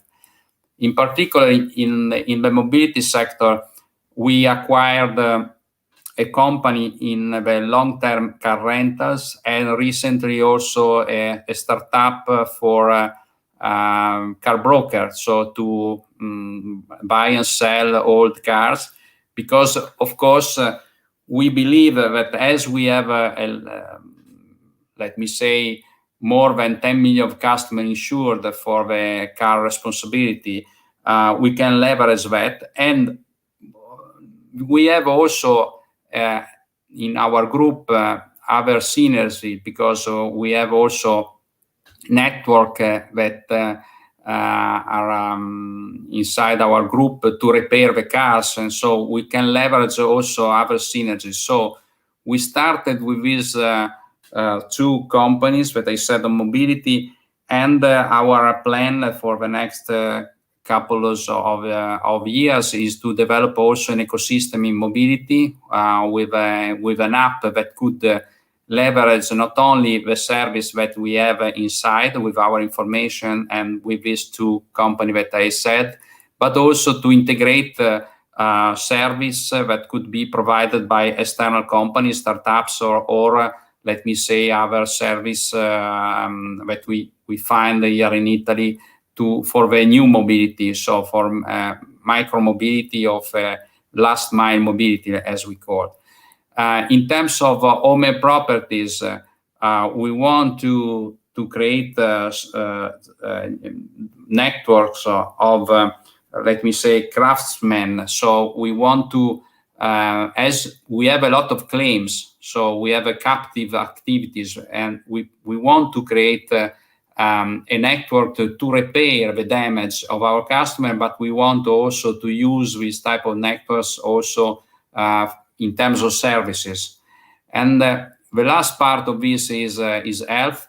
We have in Unipol a huge network of medical centers that are connected with us. because around this we have more or less 6 million of customers insured. And again, also in this area, we want to develop our own medical center network, but also we want to develop a digital platform for health that we want to develop using not only digital marketing strategy, but also using our huge customer base. And again, in this area, of course, we are keen to find startups with new service in terms of health, in terms of service that we could integrate in this platform that we are developing. So if you can skip to the last slide, just to how we operate to do all of these things is, of course, using not only Mind the Bridge, but also the relation that we have to find new startups that could give us new ideas and new service that we can use. We use a lot the big data that we have inside, because, as I said, we have more than 4 million black box installed that give us a lot of data about our customer. And we try to do all of this using an agile approach, and of course having a balance in our portfolio, because there are things that probably need the time to create revenues, and other things that are very focused on our short-term plans. So the point is always in innovation to have a good portfolio where there are different type of initiative, and of course maybe there are some of these that will fail, but that is a part of innovation, and other that will continue. And thank you, Bruno. We close it, and we made it is just to give you a sense. We had a dozen presentations from corporates that are multi-billion-dollar businesses in a little bit over an hour. So now, speaking of startups, this is the last session.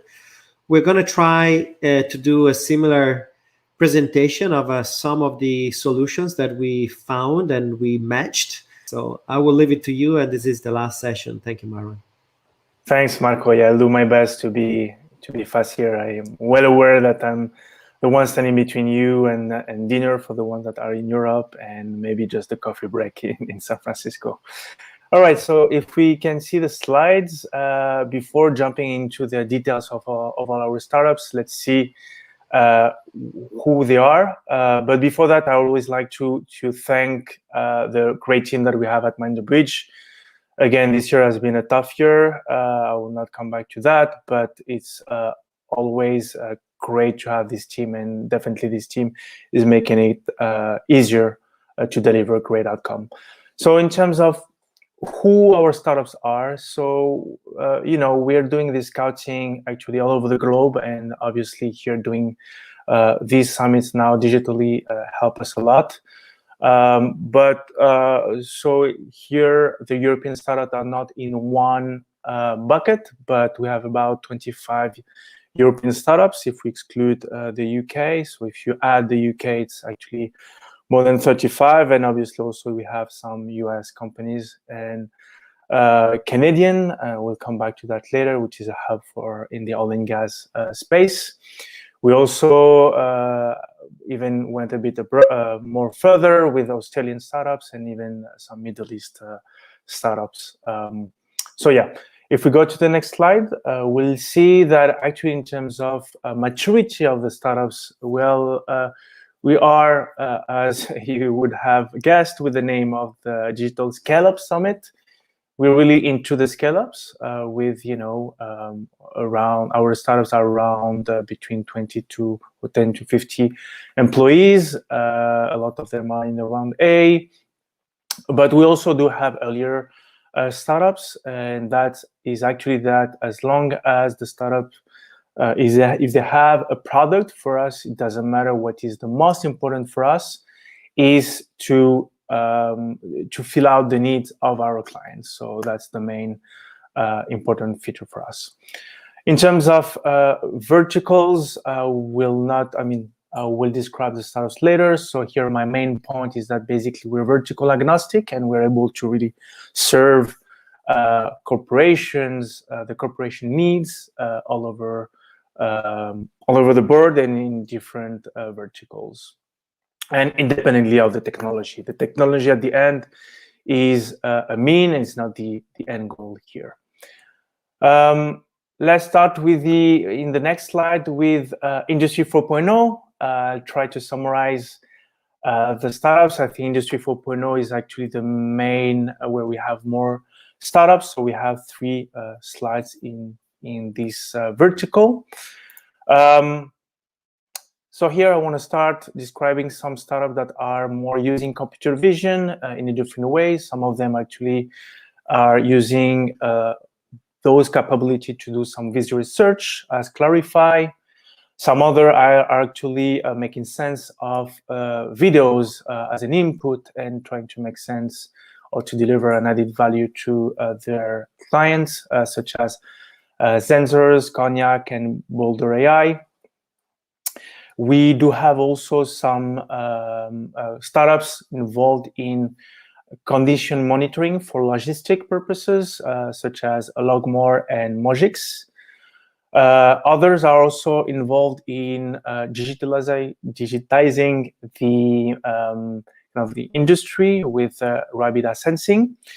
And a bit similar, but it's more on the construction. Buildot is actually capturing the reality and they're able to comparing with the scheduling that they have and trying to adjust the planning that they have. We do have some robotic also startups such as Rovenzo, that is actually, they use those robots for security purposes and safety. They're able even to understand if someone is laying down on the ground and if this person is having a problem, for example. And talking about workers, we do have also plenty of startups that are actually working, helping workers to be more efficient. So I can quote Cognity Spark, which is actually doing, which is an AR startup and doing some remote instructions. Not surprisingly, many startups are also involved on safety. Safety and kind of also productivity, but safety, again, here, Intense Eye is using some computer vision. But we do have others such as Wake Up Technologies. They are from actually the United Arab Emirates. We have also the Safety Compass, which actually, thanks to, is an app that is able to provide all the security instructions on the spot and on the field. They are from Australia. We have, and others such as Proxy. Many also are doing some smart inspections. So again, here, I guess helping the people in the field, or even being able to provide those capabilities without the worker being there. I can quote Acerta Analytics Solutions, or Avora, and also Camcom. We have also Hydromia, which is doing some actually inspection, but under the water. So here we're not even talking like on the earth. So under the water, great for also some use cases in oil and gas, I guess also with all the boats, etc. And I guess we can move on to the next vertical with energy. In energy, three main different topics: energy harvesting, hydrogen, and smart maintenance. So in energy harvesting, interesting enough, also focusing on all the IoT, focusing on IoT devices and helping those IoT devices using less batteries and being more efficient on how they use the energy with EPs and Tramero. On hydrogen, so more on the energy storage, we have hydrogenous technologies. And more on the providing energy, we have Heliogen, and Hydra Energy. Yes, I guess we can move to the sustainability and circular economy vertical. Just keeping some startups because we're a bit short in time. So in the sustainability, we have a biofuel evolution, which is providing a solution to convert food and organic waste into accessible and affordable clean energy. So very interesting. Some startups also providing carbon capture solutions, such as carbon clean solutions or even industrial climate solutions and MOF technologies. All here trying to make things also smaller, more efficient, cheaper. I guess that will be the keywords here. We have Project Canary that is providing an environmental monitoring. So being sure and I mean, monitoring the quality of the air and reducing, that is enabling the fact that the industry will be able to reduce the fugitive gas emissions. We have also Ingu that provides a great tool that is able to go through the pipes and detects some leakage. So more on the water efficiency, and that is a great transition to the next vertical on water, which is basically, Aliaxis mentioned all the needs. So this is one of the clients that we are, for who we're trying to find those solutions. So let's start with Pure BI, which is actually a BI solution for wastewater treatment plants, along with BioPetroClean, a startup. Actually, those companies are linked, as Pure BI is a spin-off of BioPetroClean, and BioPetroClean is more focused on waste treatment for the oil and gas industry. Then after we have Adviso, who is actually kind of more trying to make sense of the water behavior and being able to also act on it, right? So making us be more cautious on how we use water, which will be, I guess, one of our challenges, as we mentioned earlier in the Mind chat with Remi, for example. Optic RTC is also doing some water monitoring, and specifically more for storms. So it's a stormwater management tool. And to finalize on the water, we have many startups also focused on water quality and water purification with Aquaporine. They're based in Denmark. Glenris Water Systems and Free Dance. I'm not sure if it's right, the right pronunciation here, though. All right, so moving on to the oil and gas vertical. Two startups focused on operation enhancement with RK Lab. Basically, they're focusing on injecting in a more efficient way the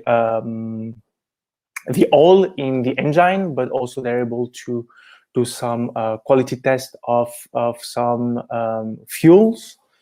Zeoport technology is also enhancing basically the catalytic process in the oil refining industry. Endeavor Technologies is on their side more an HR solution for training, but really focusing on the oil and gas industry. And then we have some other solutions, such as Sotawag, which they're doing some asset integrity, providing some asset integrity solutions. And last but not least, ColdPad is providing also some very innovative solutions to repair without interrupting the plants, to repair the assets. Sorry. And last, we have also SiteMark, which is providing a solution based on drones, but to inspect all the plants. Basically, they are based in Belgium. On the mobility side, some startups such as Autofleet, which are actually a MaaS, so mobility as a service. We have some fleet management with Capt and Cardinal, which is actually optimizing the route and providing, making the last mile even more efficient. We had some shared mobility with M1 Point, which is providing some mobility solution in some points and helping the different actors to share electric vehicles. Ravin is providing some smart inspection, but more on the B2C, if I'm not wrong. B2C, but also helping some car rental to be more efficient in this subcategory. And then we have some car management, but more on the B2C side with SymbioCar, which is a Spanish startup. We're almost there on the HR side. So Brain City is providing an employee digital profiling solution. I can quote also Burning Glass Technologies in that side, so doing some employee profiling. Many are doing also training. That's the case of Beyond the Box or Illumi and Filtered. And I guess that's about it. I think we have some last slide, if I'm not mistaken, with 1 second. Yes, so in the smart city with Numina, sorry. On the telecom side, we have iSky, which is providing some remote connection in remote location without a Wi-Fi connection and through satellites. On the civic tech and gov tech, we have a Novovile. In healthcare, MIMA, and last but not least, enabling payment capabilities with MichiPay. I guess that's all for me. I went a bit over 7 p.m., but did my best, Marco. You did pretty well, my friend. So we're actually almost right on time. And again, as a reminder, if you have any interest in meeting and getting in contact with some of the startups that we just quickly presented, please get in touch with us. That's our role, to make those matching happen. And so be more than happy to serve you. So with that, this concludes, I think, the first day of our virtual summit in Paris. Now it's time for probably second coffee here in Silicon Valley. 10 in the morning is probably dinner time for people in Europe, and it's probably tea or chamomile time for Middle East and Asia. But in the next few days, just a quick reminders, we're gonna have a few boot camps on the different topics that we address. Again, on our website, you can find more details. And most importantly, just a reminder, on December 15th, 8 p.m. Central Europe time, that's where we're gonna host the award ceremonies for the Corporate Startup Stars. And so with that, we're gonna leave it with just a quick reminder video. And thank you so much, and we'll see you online.